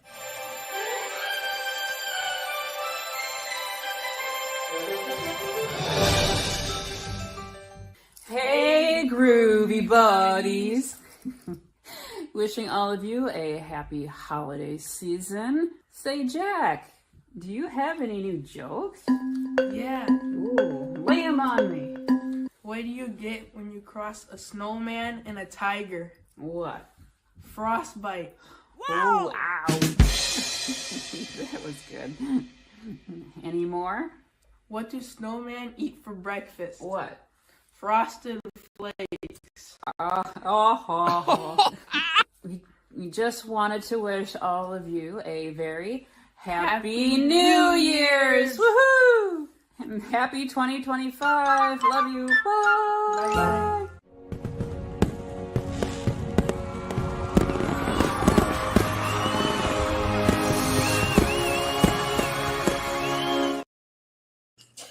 So I'm going to open it up right now because, you know, we love Jack. Jack and the buddies. He is our junior ambassador, and he has been coming into our community now for years. This young man. You know, Daniel, isn't that what we need to be doing with our? You talk about the families and helping the parents and the, you know, the leader of the family, because that's a big part of the programs you do right now, right? And when we can be bringing up our youth to be serving and to be doing Jack jokes and fun things like that, isn't that what it's all about? Yeah, they are the next generation of us in the military. My son's about to go into the Navy in about 6 to 9 months from now. So he will be the next generation because I'm retiring in 291 days. So if we're not feeding into that next generation, then we're going to be in a world of hurt in that particular regard. So we need to continue to go over and serve them. And then when they are already uplifting people like Jack, then that's a blessing. So we want that to be fruitful. The most important part is we also need to learn to uplift each other in our marriages, and then also make sure that we're getting uplifted in our faith also, because that's going to carry us holistically, because that's how the cup stays overflowing. And I love the humor that he went over and used. A little corny, but I liked it. We do too. Right, Christopher? I mean, and Barbara. I mean, Barbara, I'm going to bring you in right now because, you know, there's just love that kid. I mean, we've been supporting him, and now he's graduated from junior high, I think, and he's going into high school. And he started with us in elementary school. Hey, groovy buddies, you know, tour of love and all the neat stuff. And what say you? I mean, I love this, the giggling piece of this part right now of this 3 hours. Well, first of all, just to see how his growth. I mean, from like you said, when he was a young boy and he was doing the joke with his mother, and then now just to see him now, I mean, like teenager, like I was like, oh my God, we've all been together for so long. We're a family, and you know, I know it was some of the corny jokes. It was funny, but even the corny jokes have you laughing because I'm still laughing at the ones that Jack did. But that brings to me the community together as one, you know, and when we can laugh and we can just tell stuff and just be open and free with that. So I think that goes a long way. That's why I like when you say humor, you know, hope and a whole lot of, you know, and all that, because humor is needed. It breaks up the monotony of a whole bunch of other things that are going on in the world. Just to have a smile and a laugh on somebody's face. I mean, it's so important. So Jack, keep bringing them. Yes. And in fact, okay, so now I'm going to bring back Gloria, and I'm going to play one more because this video that from one of the other shows, it wasn't from the Fun and Fabulous show focus. It was more on Friends and such. and the power of friends, or how important friends are. But I love the presentation in this video. Watch, guys, and I want to hear from you guys what you were thinking when you started hearing this. Oh my gosh, I have so many friends on Facebook and Instagram. It's just amazing. Anyway, it's not the truth. True friends, real friends, not followers, not just people that just pass you by on social media. True friends are like gold. They're rare and they're hard to find. And sometimes you just see somebody and you just, bam, you know it. You're like, I'm going to be friends with you for life. And then maybe you might not talk to them again. I know I've done it, but guess what? I can pick up the phone a year later and we never left off. That's a true friend. No strings attached, unconditional, just like my dog. She loves me no matter what. And that's how true friends are. And I think in order to get great friends, you got to be a good friend. So be in the alignment that you want for great friends, and you'll always have one.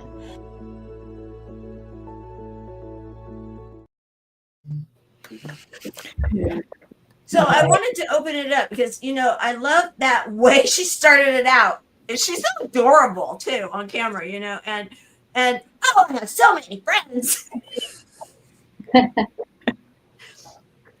and but she really drilled it down, and it really goes to everything we've been talking about in this hour about community and that authenticity and how important it is, because some, you know, I'm thinking of the military. You think about when you're deployed and then you're away from each other and then you come back, and it's almost like you don't skip a beat if that's the way you've set it up, right? Yet if you haven't set it up that way and you're not concentrating and drilling down into those relationships, those friendships, then it might be that there's that awkwardness, but we can get through it. And that's one of the things too I want to really go into next, because going into the legacy series and then into some more one-word greetings that we have for the last hour of our time together, and we're going to do some more music too, is that because of social media, sure, we have the ability to touch people. We touch people in our community through the internet. Face to face is so important too. But Joy, you actually taught something that I really, and we talk about it a lot, is that NLP will teach us and the Mind Arts will teach us that if we're seeing each other on air like this, and then later we're going to think about the party, that New Year's Eve party, that was the best thing. And we talked about all sorts of different things, and we learned all sorts of neat things. We wrote down some stuff, and we saw some great videos, and we had some laughs, and we did some cheers. And where was that party again? Did we go to Southern California? Did we? Because the power of our brains doesn't always translate that, oh, we weren't in the same room, or were we, right? Isn't there power to that, Joy? Are we talking about perception as projection? Is that kind of what we're talking about? And how everyone perceives everything a little differently because of their filters and the programs. Yeah. So we all experience things slightly different. Is that what you're talking about, Tamara? Also, the whole idea that if we see each other on camera, okay, so I'm seeing you on camera right now, but then later, let's say a few years go by, and I remember that all of us were together in a room and we were having a party and it was so much fun, and I had my Tour of Loves, you know, mug with my water in it, and you had the treat. Wait a minute, you had a treat, and where were we all? Because sometimes our brain doesn't really necessarily think, oh, you're in California, I'm in the heartland of America, that it will remember that we were together, right? Yeah, it's an impression. It makes an impression, and it has to do with, and people have talked about it already, about the emotion. The emotion is the imprint, as well as how we're taking it in visually, auditorily, kinesthetically, and everyone has more of a specific style of receiving. But right now, when we're on a Zoom or this kind of platform, we're taking in auditorily, but we're also imprinting visually, high visual, but we're also feeling things. And it is slightly different when we get into a group together. Say we all said, okay, next year, let's all meet together in person. Yay, right?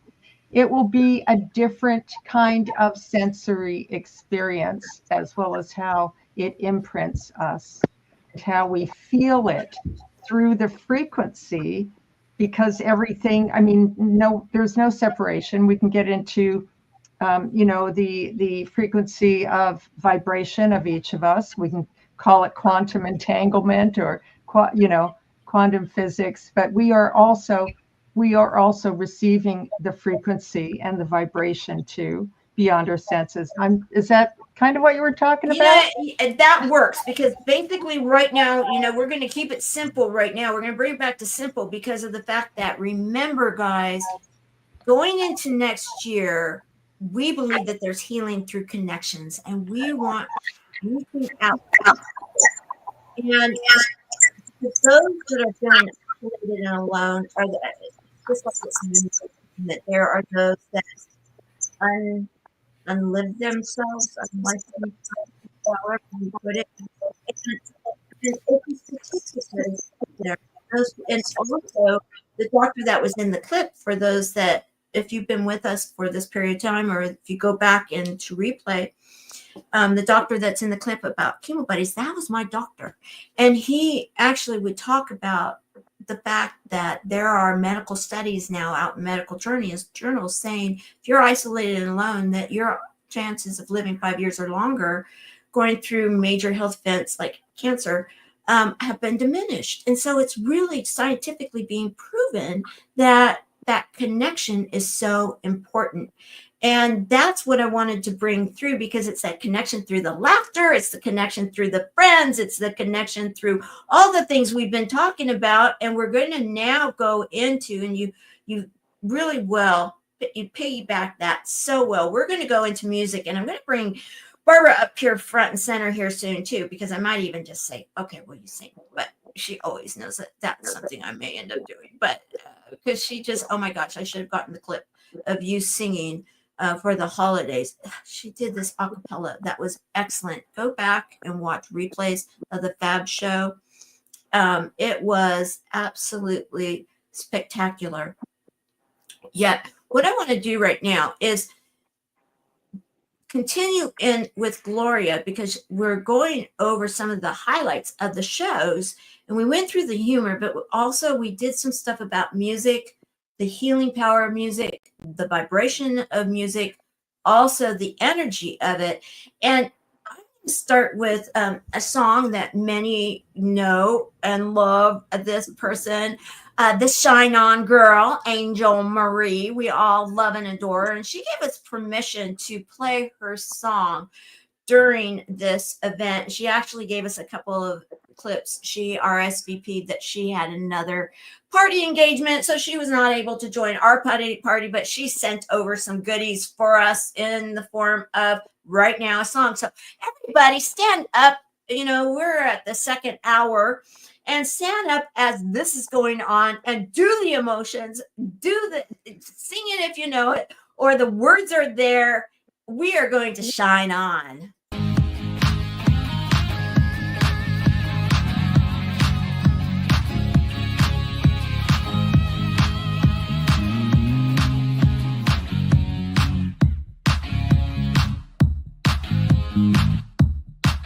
Here's the Shine On song. Words are for you that I wrote just for you. You got ambition, fire and soul. Look within your heart, let your spirit flow. Ask for what you want, show what you got.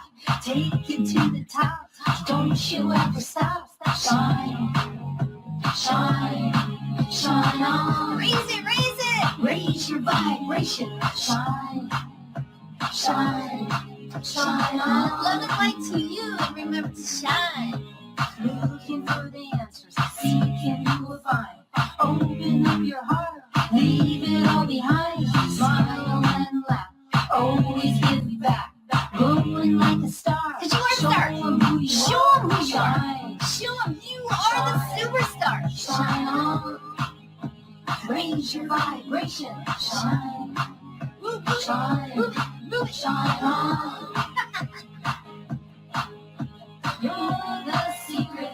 You're the answer. You know who you are. Look within you. Breathe and focus. You're a shining star. You're the shining star. Shine. Shine. Shine on. Raise your vibration. Shine. Shine. Shine on.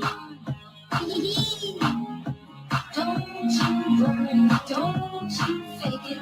Be just who you are. Be it. You're the answer to the question. You're that shining star. You're the shining star. Shine, shine, shine on. Raise it. Raise your vibration. Shine, shine, shine on.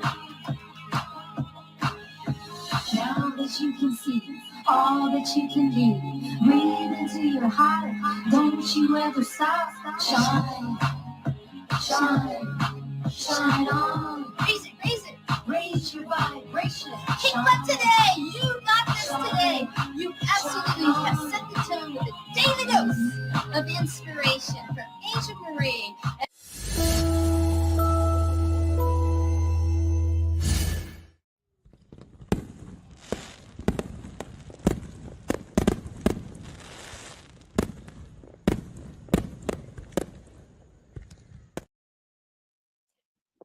Benefit, I can cheat. I can see everybody, and we had some people that were bebopping. We even did have some standing ones that were dancing, and and okay, I won't give away who it was.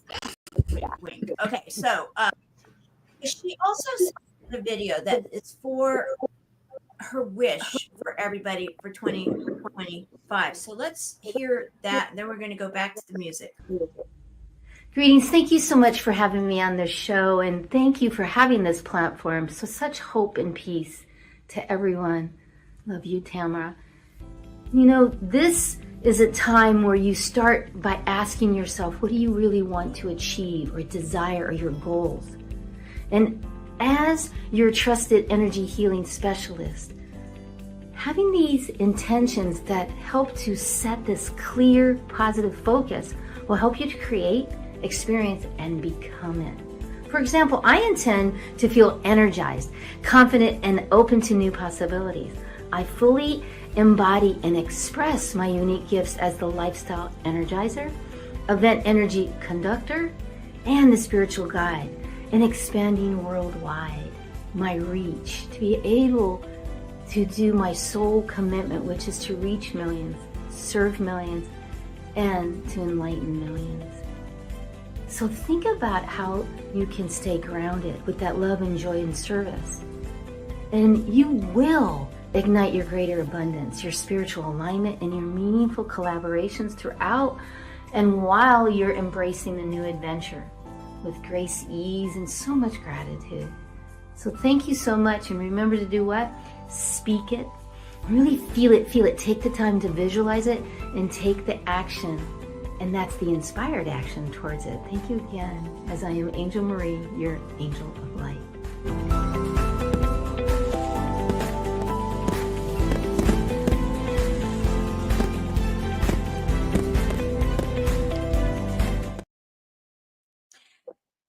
Fabulous. Okay, so what I'm going to do right now, there we go. I am going to bring you back in, Gloria, because of the fact that you had Angel on for the energy piece of it.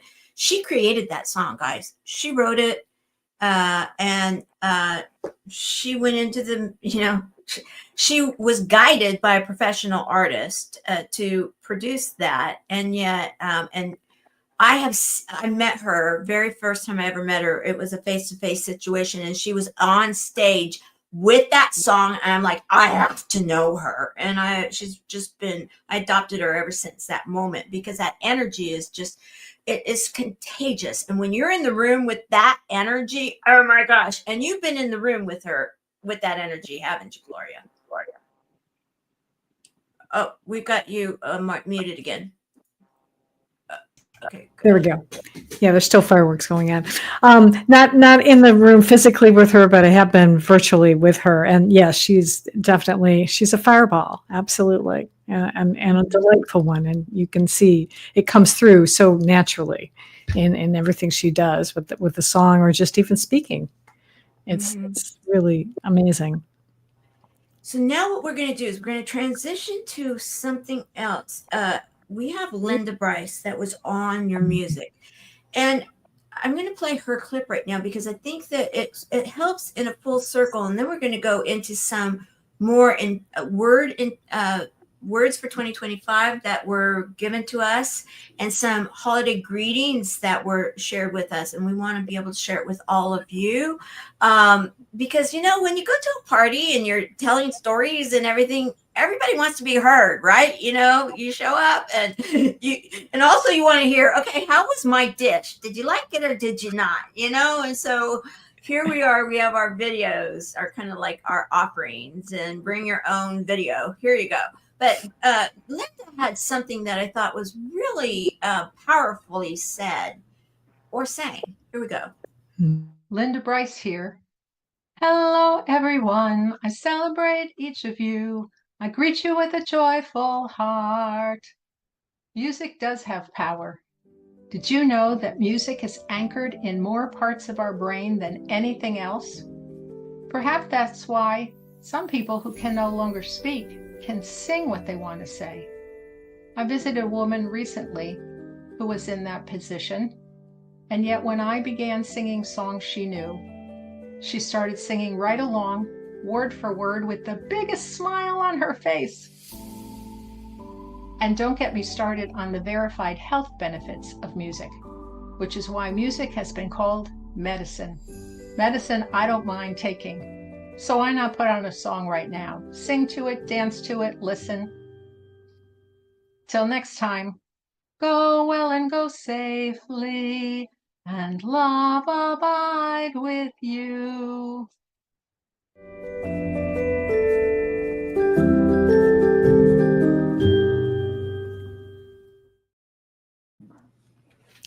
I love that. And I'm sure a lot of people are thinking, I didn't realize that if you can't talk any longer, or have a family member that can no longer be talking, there's a lot of people out there right now that are experiencing this.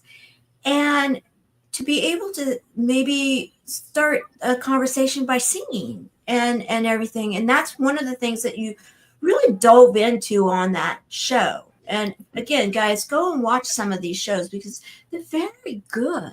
So many great tips, so many great insights. But I wanted to see what you have to say more about this because I think it's so powerful. Yeah, the work that she does. I mean, and I'm trying to remember the name of the group that she's with, but it's a type of choir where they go in to like say hospice centers or nursing homes and they sing to patients and it just gives them comfort. And music it really is so amazing because like with Alzheimer's patients, people who are, who aren't communicating very well or they don't remember, but if you play music from when they were younger, it's like they light up and they start to sing. And it's such a powerful thing. And I think it is because words are important, but when we combine it with that music, it really does anchor into our brains in a unique and powerful way that, I mean, I'm sure all of you probably have memories, like if you hear a song on the radio and it takes you back to maybe when you were in high school or something like that. I know I have a song, whenever I hear The Rose from Bette Midler, I go back to a high school dance or the first time I ever got to dance with a guy. And it was like, so it brings you back. And it's just, and music is such a powerful thing. And it was a really, really wonderful show. We had some really great guests on, in addition to Linda, who just really drove home the importance of using using music as a way to be able to enjoy life and to heal. Yeah. Thank you. And I have to just, we should be in person for this next year. We just might be, Daniel. We'll speak that into existence, because guess what? We are kind of planning on some of that stuff, right, Gloria? Intention. Remember, we're setting the intent right now. We are. And more than you even know, guys. Put it out there, and because words are powerful. So let's do this, because I do want to share some more of the words that people have shared, and one of them is actually here with us right now. Let's share her video. Hi everyone, my name is Caroline Brown. I come to you live from Toronto, Canada, and my word for 2025 is breakthroughs. It's a decision making for me to ensure that I can handle the challenges effectively and tap into new opportunities. So again, my word for 2025 is breakthroughs. I want to break through some of my difficulties that I deal with on an everyday challenge. And again, like I said, I'm challenging myself to break through these. Anyways, have a great day. Talk to you all soon. Bye.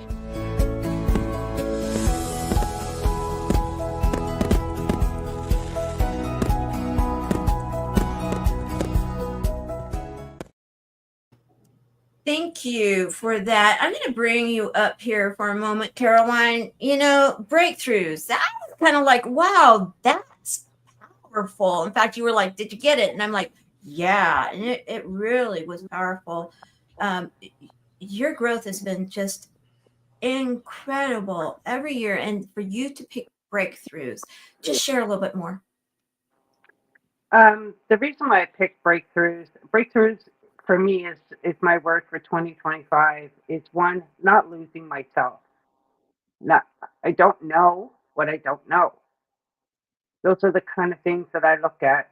Boundaries, creating space, working with source. Everything is okay. Forgiveness is free for yourself and others. And allowing myself not to have this tug of war between the 3D and the 5D. Enjoying the freedom with myself and others. Beauty is based on the lens you are looking through.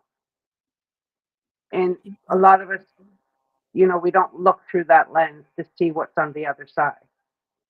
And sometimes I have a hard time looking on the other side because I don't want to look at that person that's in that lens, And I still struggle on a lot of things, so I put a challenge up for myself to have those breakthroughs this year. I love that. I'm going to bring you up because you're clapping right now, Queen Barbara. What say you? All the time, if you bring Caroline or anybody up there, I'm just cheering for them. Well, first, Caroline, you just had a breakthrough right now.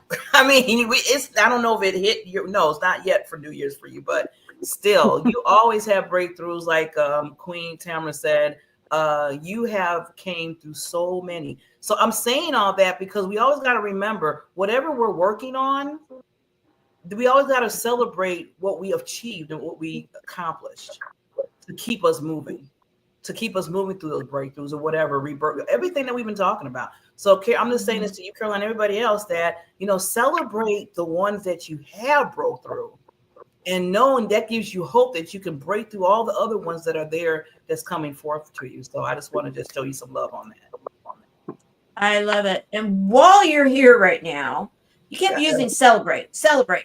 Well, we got something from your Celebrate You your partner there over at the Celebrate You group, of which they invited us in. So for those that are watching us in live or replay, we celebrate you. And LaWanna Bradford, she did submit a video. Let's listen. Hello and Happy New Year. I am LaWanna Bradford, and I am so excited to be here with you this evening to celebrate the close of 2024 and welcome in 2025.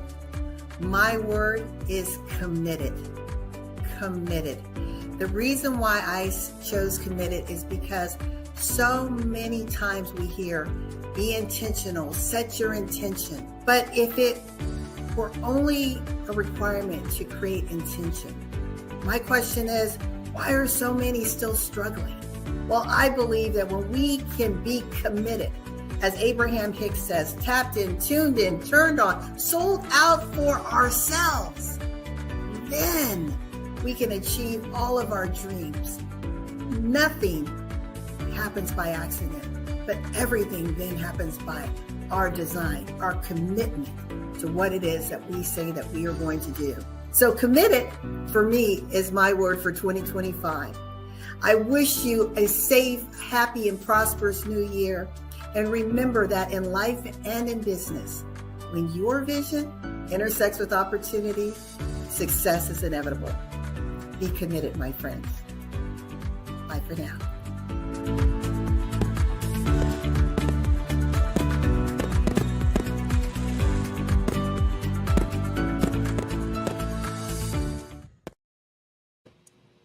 And again, we want to say thank you to LaWanna for supporting the buddies too. She's been there year after year to support in so many different ways. Both of you have out of the Celebrate You community. We want to shout out again to all of you over there and share the love. You guys are all fabulous. And what I want to do right now is I'm going to go back to back on some more word videos as we're kind of getting, the party going. But before I do that, I do want to give Christopher an opportunity if he wants to say something in regards to what has been brought up. Because, guys, in our chats over the years, we've had different times where we've had a chat maybe once a week, but we've done it also where it was every day. It's been what's been needed. And Christopher has been a host over many years, and I will say this, is that his insight is deep. Listen to the intentional words and his heart, because it's so genuine and so loving, and I just love that smile too. So, Christopher, what say you right now? I kind of wants to kind of sneak over here. I knew he would be doing that at some point. Yeah, but I don't know, just something came up through all of this, and it was a memory of, when I found out that my grandmother had cancer, and they thought they got rid of it. It was colon cancer, but then it spread up her spine into her brain where a tumor formed. And it was the first time in a long time that she actually tried to contact me, my father, and my sister, because I hadn't seen her since kindergarten because of her religious choice. And the way that church goes is that when you leave that church, you just communicate with them, kind of isolate them. And it felt like this kind of snapped her out of that kind of mindset. And I could have been angry about being left out because, I ended up going to elementary school with grandparents staying with me, almost not ever having. Luckily, my father had an elderly couple of friends that ended up being substitute like grandparents to me during that time. But for me, it was just actually just having a moment to get to know them. And I guess in a way, it kind of, I'm trying to think the words. It's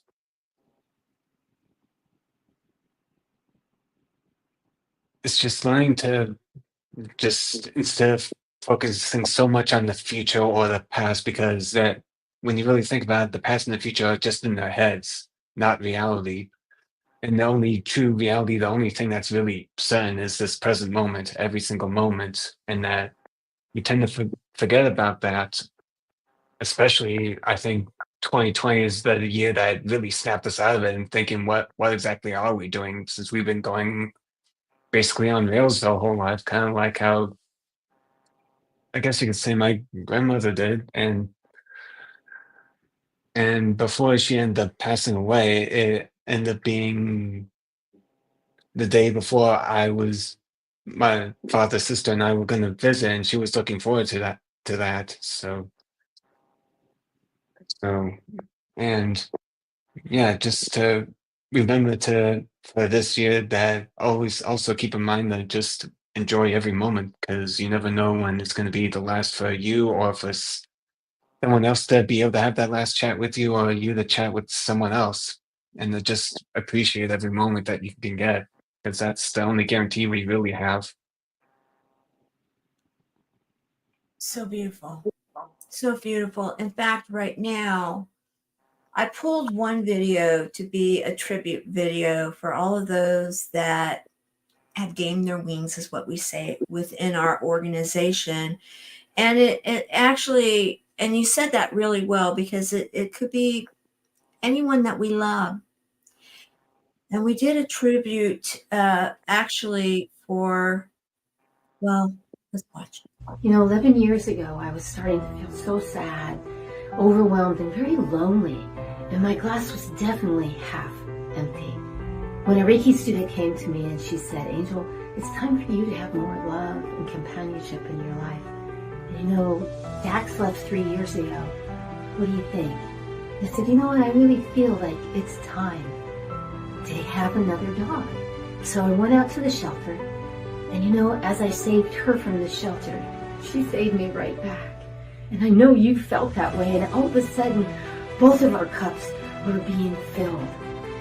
And the fun that we used to have at the lake, oh my gosh. The times with the belly rubs and just laying with her, saying good morning, and being with her. And the love that I had with throwing the ball and the squeaky toys. Oh my gosh, she loved her squeaky toys. You know, she touched so many people with helping me with the Reiki energy healing. And then also being on the front of my book. I mean, she will always live on because she is in that book in every chapter about how she feels, and she will always there. And you know, our lives were full, and it was definitely, the cup was so full. And yet, fast forward, with a heavy heart, I faced the difficulty choice that it was time that she was going to cross over to the Rainbow Bridge. And even though that cup was empty, and I felt empty, I knew that it was time to be and help her, and that it was part of life. And as many of you felt it before, and that when you make that choice, and you know, she's physically gone now, and yeah, some days I feel very empty and my heart just hurts, but yet I feel that beauty that lifts me, because I remember all of the beautiful times we had together, and those memories, and that light, and then the people that give me stories about how she helped in the healing. That's what fills my heart now, and that's what fills that cup up. And it's the memories, and it's the touching of that book that I see every day that helps me. And I hope this helps you if you're going through grief, to fill your cup again, and to always feel like your cup can be filled.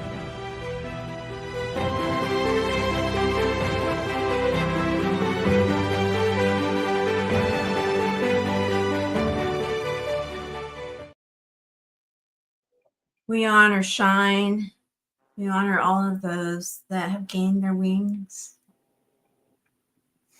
Go ahead, Christopher. So that, yeah, I've dealt with the deaths of 2 pets now. One died last year, but of course, I moved to Utah, so I couldn't really attend. But I keep thinking of a quote from the Buddhist monk Thich Nhat Hanh, which is, "A cloud never dies." Thank you for that. I will say that I actually, Angel and I have been on this for a few years. We would go and we were on the same, if you will, speaker circuit. And so she would travel with Shine, and Shine would be there, and what an amazing spirit. And so we are recognizing all of those right now that, you know, we know many may have had to get the tissue box, because yes, our pets are precious gifts. So very true. We're going to share a few more right now. And Barbara, I am going to bring you up front and center here too, because you are one of our amazing, fabulous Five hosts. And I'm going to have you bring, speak to some of this, but I'm going to do a couple back-to-back words and then bring you up to kind of like share, because you had so many shows this year, so many over the last couple of years that you, that these words that have been picked, I can think, okay, yeah, a show, another one that those appropriate. So I'd love to just kind of hear your thoughts, but we're going to right now hear from two. One is one of our hosts. She shares her word, and then one on the duo pair of Jack jokes. We're going to hear from Brooke too. Happy New Year. And I've chosen my one word going into 2025. And you might think it's going to be this, joy, because that's my name. And that is a wonderful word, yes. However, my word going into 2025 is adventure. Why? Because when you have adventure, you have joy and happiness. You have deep emotions, thrills. You have to have courage to have adventure. You might have travels. You might do things you never thought of doing. And so that's why my word for 2025 is adventure. I wish you all an amazing, beautiful, healthy, and happy new year full of adventure.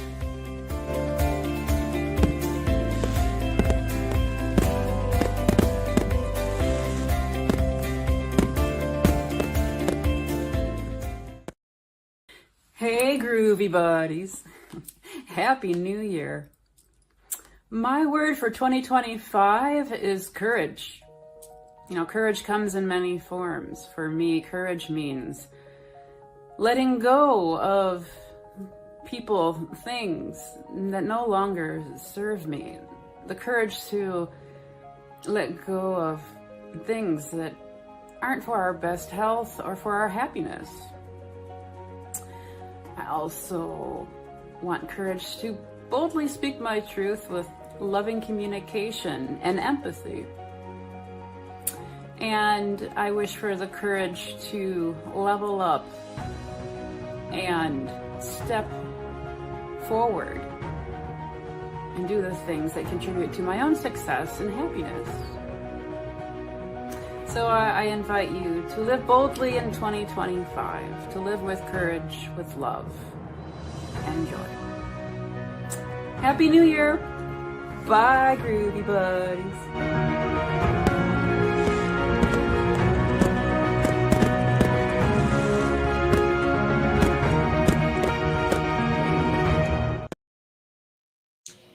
Don't these kind of resonate with a lot of the show focus that you had over this last year? I'd love to hear what your insights are on what we just shared. Adventure and courage. Pretty incredible, right? Fabulous. Yes. I love, well, first of all, I know Joy had to leave and Brooke is not here, but just want to throw some love to them of their word. But I was just thinking that, you know, it takes courage to have those adventures. It really does. I mean, you have to step out of your comfort zone. You have to step out of that box that you put for yourself sometimes. Some people do. I know I do sometimes. I'm just going to be totally honest. But to have the courage, because I always tell myself, if I don't do it, you're missing out on so much. You know, I think about, I'm going to put Christopher here for a minute, you know, how he's been traveling the world with what he does, and he's just being Christopher. I mean, I love it. That's all you can do. You are being you, and people are loving you, Christopher. You resonate with people, and that takes a lot of courage going to different countries and maybe don't even knowing some people. So if you don't take that step, then you won't be able to, you know, first of all, learn yourself that you can be bold and do it, and then learn and help others and give them hope that they can do it. It's all about taking that one step so everybody else can take that next step with you, and then have that adventure of a lifetime. Because, you know, before we gain our wings, we were just talking about, you know, some people passing away and stuff and gaining their wings. But, you know, you don't want to have those regrets by not doing what you want to do and what you have fear of doing and you didn't do it. And I always tell people, don't look at fear as fear like I don't want to do. Look at fear as, yeah, I need to do it because I'm fearful of it. So let me do it anyway, because guess what? Just something might just spectacular might just happen. But if you don't do it, you'll never know. So true. And Robin, I'm just seeing you kind of like and like you throughout the whole thing. So it's like you're just gonna piggyback and confirm everything that was just said, right? Absolutely, and I would love to share my word too. I had a video that something went wrong and it didn't go through. But just, Barbara, what you just shared about fear, and I have a different acronym for that I tell myself, and it's feeling excited and ready when I feel like that fear that's going to hold us back. And so I tell myself that, and that really has served me so much. And it's a little bit like Mel Robbins, like 5, 3, 2, 1, jump. But I just loved every single thing that you've shared today, and it's just such a beautiful way that I'm sharing this towards the end of the program, because I feel like every word that people have chosen encompasses my word. And when I was thinking about it, praying about it, I wanted it to be more than a word. I wanted it to be a lens that I was able to see through and live through in 2025. And, you know, most of us would know that our lives are shaped so much through the challenges and the heartache that we go through.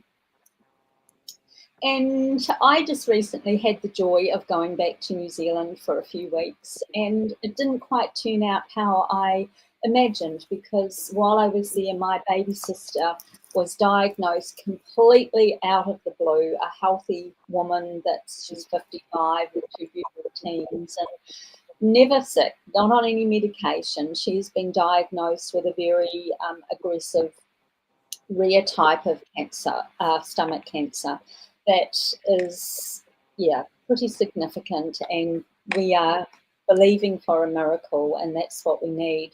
And so this experience, this challenge that I was going through has also, I guess, brought through this word, and this word is very simple, and it's called live.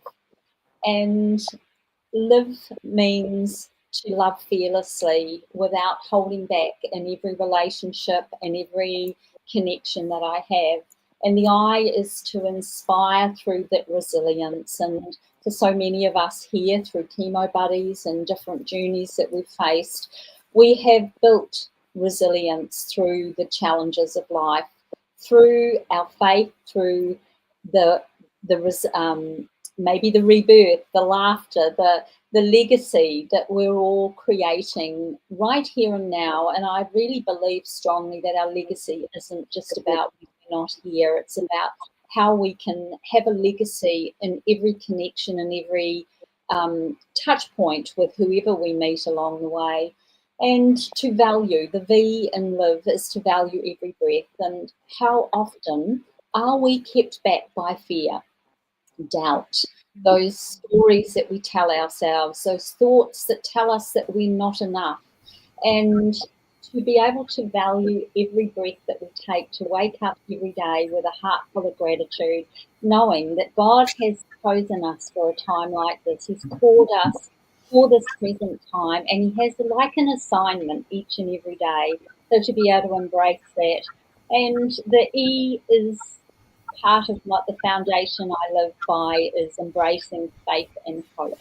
That I have been able to not see that life is about arriving, but it's about awakening to who I am in God and what he has already done for me and what he's given me So it's about not striving, it's about abiding, it's about not chasing, it's about trusting, and it's about not rushing and to be able to rest when my body says it. But to really go out there and live wholeheartedly, to live for myself, for those that have got wings, for those that are fighting for their lives at this time, but most of all for the potential and the calling that we have been placed on this earth, our purpose. We need to be able to live.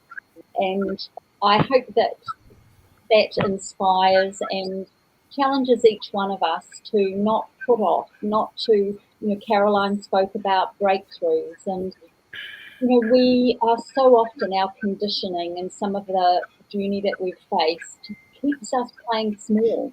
And God, I believe, is calling his people to step into our greatness. And our greatness can be in the simplest, most beautiful moments. It's not about grand stages or anything. It's about the grandness that Carolyn has, the grandness that Barbara has, the greatness that Christopher has, the greatness that Tamara brings to this world, and the greatness that we've got a new person, Charles. Oh, yeah, we got a new party player.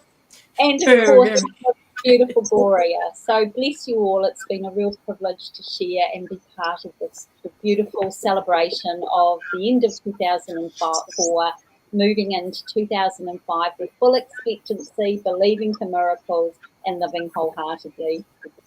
Beautifully said. Beautifully said. We are going to bring us back to party mode, and we are welcoming our brother, Chuck, also known as Charles. And so happy that you're here. And Caroline wants to say something before, I guess, we allow Coach to say where he's coming in from. Yes, Caroline. Just want to add to Robin, she said there, and I got a little quote. I got a little quote today that I wanted to share that just went along with what Robin just said. 1 minute of patience is 10 years of 1 minute of patience is 10 years of what? peace. Beautiful. Beautiful. Coach. Hey! Hey! Gotta love the energy there. Where's the musical box at? Because that's what I look like. I like that little monkey running around. I love that. But hey, that's the only hat I could find today. You mean the monkey with the cymbals? Hey! No, the one that's got the guy that's doing the box and he's running around. Oh, right. Getting money to go get the peanuts and everything, huh? Yeah. So anyhow, where are you today? Man, once again, Heva. You know how I feel about that. Heva tried to keep me out, and I was telling my wife, I said, because my earbuds weren't working. I tried on my phone, and this wasn't working. And said I couldn't come in without the microphone, whatever. The bottom line is, something tried to keep me out, and I said, I guess I'm not supposed to go on for whatever reason. And see, that's the determination of continue to fight, continue to go forward in the things that you believe that you're here for, and don't give up. And so she said, if you forward me that link, I can get you in on my laptop. It's like, hey, do it, baby. So here I am. I'm in her office selling lipstick. And where in the United States are you right now? Fort Wayne, Indiana. Fort Wayne, Indiana. Well, all the way from the west side of Oahu. Yes.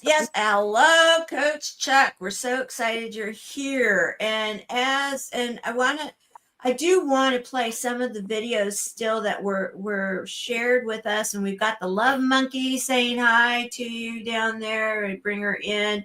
Because of course, Love Monkey, for those that have been with us on New Year's Eve for many years now, Love Monkey comes and celebrates with us every single year too. So Love Monkey had to make his appearance. And the other Love Monkey that's usually with us did do an RSVP for the party tonight and had other party plans. So next year, possibly, we will have the Love Monkeys reunited. lots of fun stuff we do. And so, Coach, we're going to bring you up in a minute for some of your other wisdom, because you've got so much of it always. Yeah, what we're going to do right now is I am going to share some more of these videos that before we do our countdown, because people spent the time to share their message, and we want to honor them because they are truly fabulous. Here we go. Happy end of 2024 and welcoming 2025. 2024 has not done me well this month. I broke my ankle, my right ankle, and I broke my left foot. So since December 5th, I have pretty much been homebound, and I'm not a homebound person. It gave me a lot of time to think about 2024 and then what I wanted for 2025. And I've always been a doer. And being a social worker for as many years as I was, I don't think you ever get that out of your system. 2025, I have some long-range goals for 2025. And, you know, being in Park City, Kansas is not that goal for me. I see myself being somewhere else. And, you know, I've got my little boy. Here's Bugsy. Let me see. Here he is. He's asleep. And I'm very much into the Grinch. And that was my tree. But I had some trees in the living room. And I just have Grinch stuff all over my house in my living room. And yes, my house is a total mess because having a broken leg, you can't do anything. I have a scooter that I'm on. Tomorrow I go to the doctor, so I hope I get good results. But 2025 is a new year. It's a new year for new beginnings, new things that you can do, and new possibilities for everything, for no matter what you want. You make the year what you want it to be. 2024 was a lot of challenges for me. I have a great company that I work for. I moved back from California to Kansas, into a different town, didn't move back to Newton where I'd been. I had a lot of obstacles to overcome. I had a lot of things to work out in my life. I do believe a lot of those things got worked out. And I did a lot of it on my own. The last 2 weeks, I learned a lot of things about people, and about people just saying they'll be there, they'll help you. It's not always true. You really have to learn to realize who your tribe is and what your tribe is going to help you with, because people just don't always say they're going to help you, are really going to help you. I learned that during the last month. I really learned that in the last 2 weeks. I had to do a lot for myself, and I had to do a lot for Bugsy. Didn't I, Bugsy? Talking about you right now? We talking about you? Yeah, we did, didn't we? We had to do a lot on our own. But I have found out, even when I lived in California, how independent I am and how much I need to do on my own. I think my parents raised me right. You know, you have to do for yourself. And even though it's hard, and it was, the first 3 or 4 days coming home from having surgery and being on a new scooter, it was hard. I fell, protected my leg, had to go to the hospital. Being stuck in the house, not being able to go downstairs go down. And having a dog that needed to be let out, and you had to take him down the stairs. I had to rely on people. I relied on my neighbor and her grandson. And it's just a crazy time of the year that I needed help. But I thought a lot about my parents, and, you know, my mom made me a strong person. And I went through cancer. I've done a lot on my own. And I think that 2025 is going to be like that. You're going to rely on the people that you can, and the people that you can't, they're just not going to be part of your inner circle. And It doesn't matter if you have 5 people in your circle, or if you have 4 people or 100 people. You have to learn to find out who your tribe is. Hello, I'm Cheryl Meyer, otherwise known as the Health Muse, and my wish for all of you for 2025 is to develop radical self-love. What do I mean by radical? I mean, I want you to be in action, showing yourself in every way, which means self-love, self-compassion, self-respect, self-appreciation, self-worth, everything, self-admiration, self-regard, because when you believe in yourself and you have a strong sense of self-love, that's the foundation for all your hopes and dreams. If you love yourself, you adopt healthy habits because it's no longer a bother. If you love yourself, you attract your soulmate because you show them how to love you and you don't tolerate somebody who isn't going to give you that same level of love. If you love yourself, you get success because you don't let anything stop you. So my hope for you is to develop radical self-love, and when you do that, the universe will support you to create and manifest all your hopes and dreams. Here's to Happy New Year, everyone. I am Gloria Grace Rand, and I am so excited to greet the new year. I am ready to just say goodbye to 2024 and hello 2025. And my plan is to thrive in 2025. And I hope you have that plan as well, because you deserve it. You know, you are an amazing person. Whoever you are out there, I know you are. You are amazing. And you deserve all of the peace, love, and prosperity and joy that you could ever want. So embrace it, choose it, decide today on this New Year's Eve and New Year's Day that let's make 25 a wonderful, fabulous, amazing, best year of our lives. Because why not? We get to decide that. We get to choose that right now. I believe we all create our own reality. And so no matter what other noise is out there in the world, I'm going to dedicate myself to having the best possible life I can right now. And I tell you, it starts with living in the moment. Live in the moment, live in the now. You can make all these New Year's resolutions and you can make all your plans, but just cherish this moment right now, where you are, with whatever you have. Express gratitude for it, and the more gratitude you have, the more you're going to have things to be grateful for. So again, I just send you much blessings and love, and wishing you and yours a very happy and amazing New Year.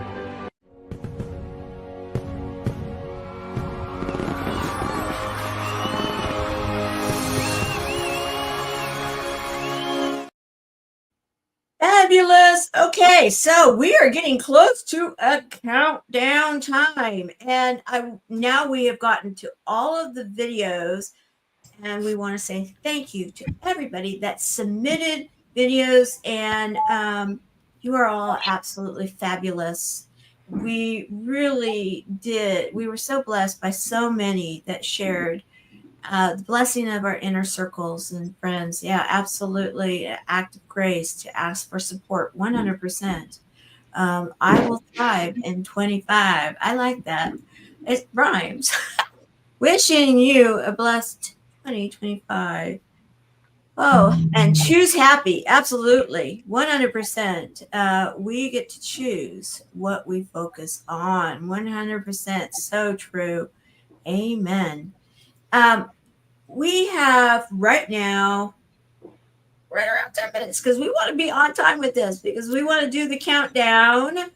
So we, on the East Coast, we are going to be bringing in 2025 in just a little over 10 minutes. And you know what, Erin, we love you, and we know you tried to come in. Thank you for being a part of tonight.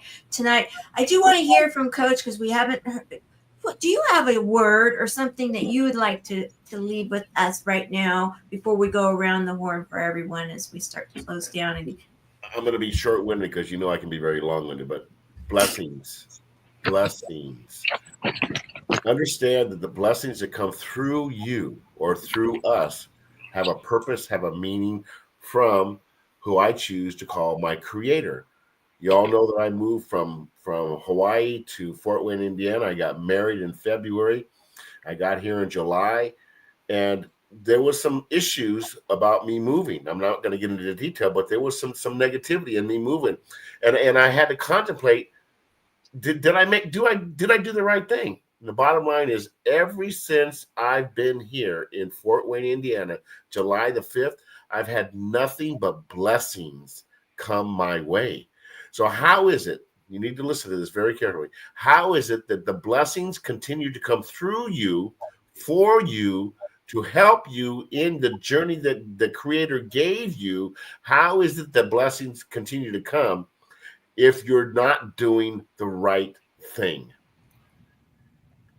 If you're doing the right thing, the blessings will continue to come. If you're not, if you're wrong and you're doing things that you're not supposed to do, obviously negative things are going to come through you.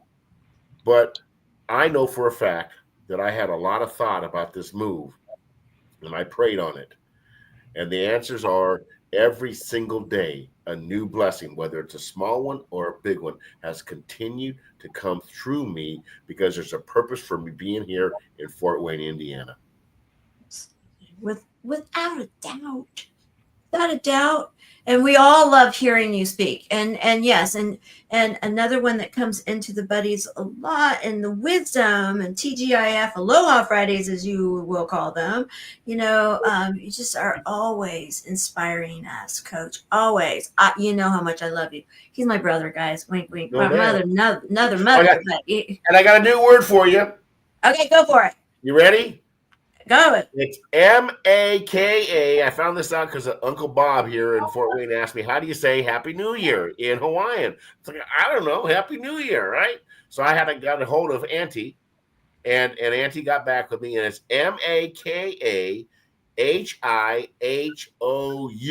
Somebody spell that out. M-A-K-A, and that's Makahi-Hau. Makahi-Hau. Happy New Year from the islands.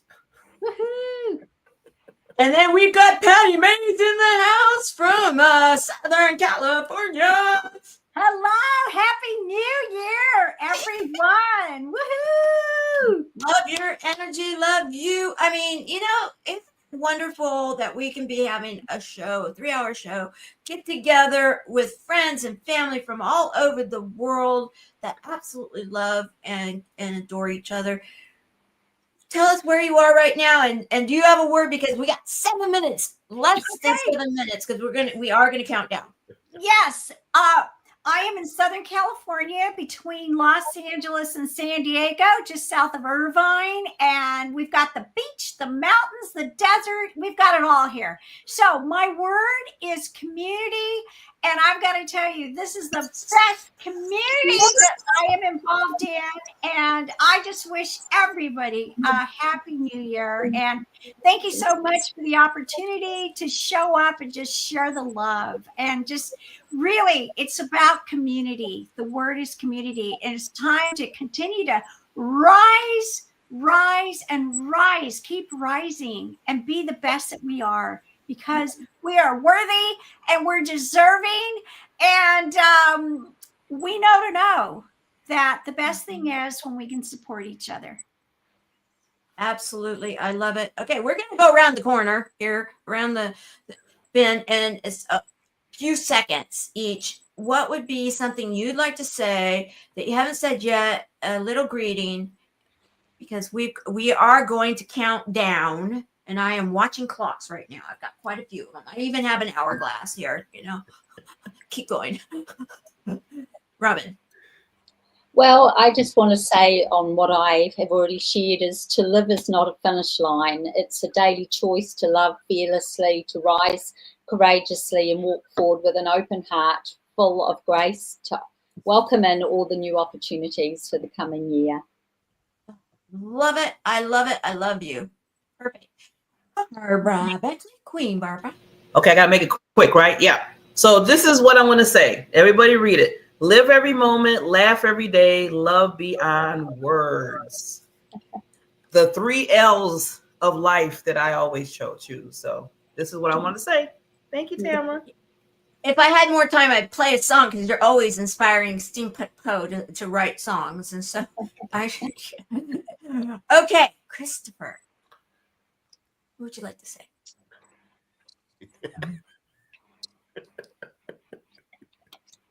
You can do Hi. that. No, I'm not saying that. Well, what, Charles? This is a family-friendly type of show here. So Oh, yeah. you next impactors know what it is. So. Yeah, we all know. We know. Think Misfit Nation. Need I say more? Go ahead.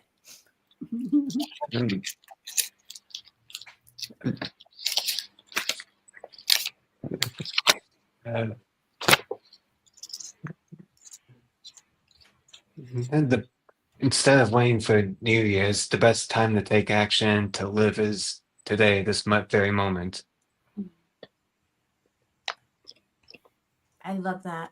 In fact, if I haven't said but my word is present. I went back when I heard life or live. I also thought that I might incorporate that one too. Gloria, thank you, Christopher. Gloria. So similar to Barbara, I have my own sort of 3 phrases. So I encourage you all to go out and live fully, love deeply, and engage authentically. Is there a podcast and book on that? Yeah. Oh yeah, that's right. Yeah. And thank you for being one of the Fab Five, and you too, Barbara. And we are thinking about Kim O'Neill. She had some RSVP on her own that she has another engagement. However, I know she's with us in spirit. Coach, what would you like to say? Me? Okay, so the word love has come up. Simple. From the 70s, Dionne Warwick. What the world needs now is love, sweet love. It's the only thing that there's just too little of. 2025, go out there and share the love. I absolutely love that. Okay, so right now, yeah, I would like to be. Okay, yeah, we're really, really close, and it's like, okay, I've got all this stuff going on here. What time do we have? Okay, I'm going to share a video real quick, and if I have to pull out, I will. And the reason I want to share this is because of the fact we here at the Fab Show are going to be going into 2025, continuing the Legacy series. And right now, many people are still together. And I am going to encourage you to take pictures, video, and all of the above. This is one of our videographers. But if I have to pull out because of timing, I'm going to. Let's listen to Kevin. Welcome everybody to this video. I am Kevin. It's nice to meet you. So I'm going to start off with a few things. I'm going to ask a few questions just to keep in mind, and then I'm going to follow that with a story. So the first question is, have you ever experienced an emotional challenge? Have you ever had someone pass away in your family? Have you ever had a breakup with maybe your significant other or a girlfriend, boyfriend, whoever it may be? And then have you ever actually visited your own hometown?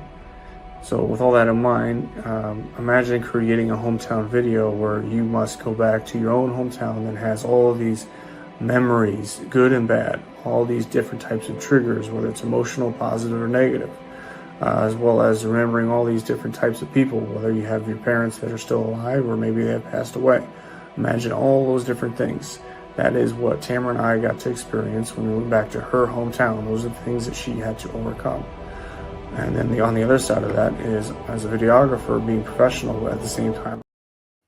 Okay, we are going to be counting down now. So let's do this right now.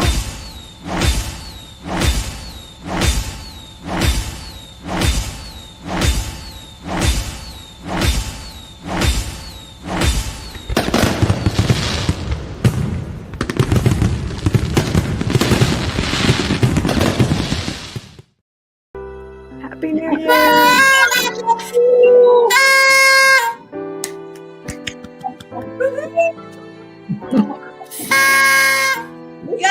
own version of fireworks and celebrating 2025. And yes, we have Old Lang Syne playing in the background, guys. Go ahead, Barbara, and anybody else. Acquaintance be forgot, and days of old lang syne. I started that too low. I don't know the lyrics of this song. I love you all. That's what it's all about. We want to say thank you, everybody, for hanging with us today. Thank you for those that contributed. Thank of those that, we want to say to all, Happy New Year's. Happy New Year's, my peeps. I think that says it all right there. What a joy it is to be spending it with all of you. May this year be the best year yet, because you know what? Many of us believe it is, and it already is, because we started it together with all the love, like what Coach just shared. I want to say thank you for everybody that has joined us and that will watch this in the next decades, because this is out there now. Remember to hold in your heart those that matter. Our friends, our family, our communities, those we love. Please remember those that are right now feeling lonely and they need some connections. We hope that you'll reach out to them. And we want you all to deeply appreciate your love and support here at Fab Show. Each and every Sunday when you show up, it's an act of love from all of us to all of you. This is our way of serving. So with that, we want to say good night to everyone. Thank you for being with us. Thank you, everyone. May you be blessed. May you be happy. May you be joyous. May you be healthy. And by all means, may you always remember you are fabulous. With that, we want to say thank you. And let me get this queued up here. Why did I lose this? Sometimes when I talk, I can't. So we are going to close up. Join us on Sunday.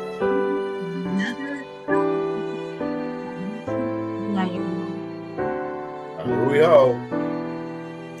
Happy New Year.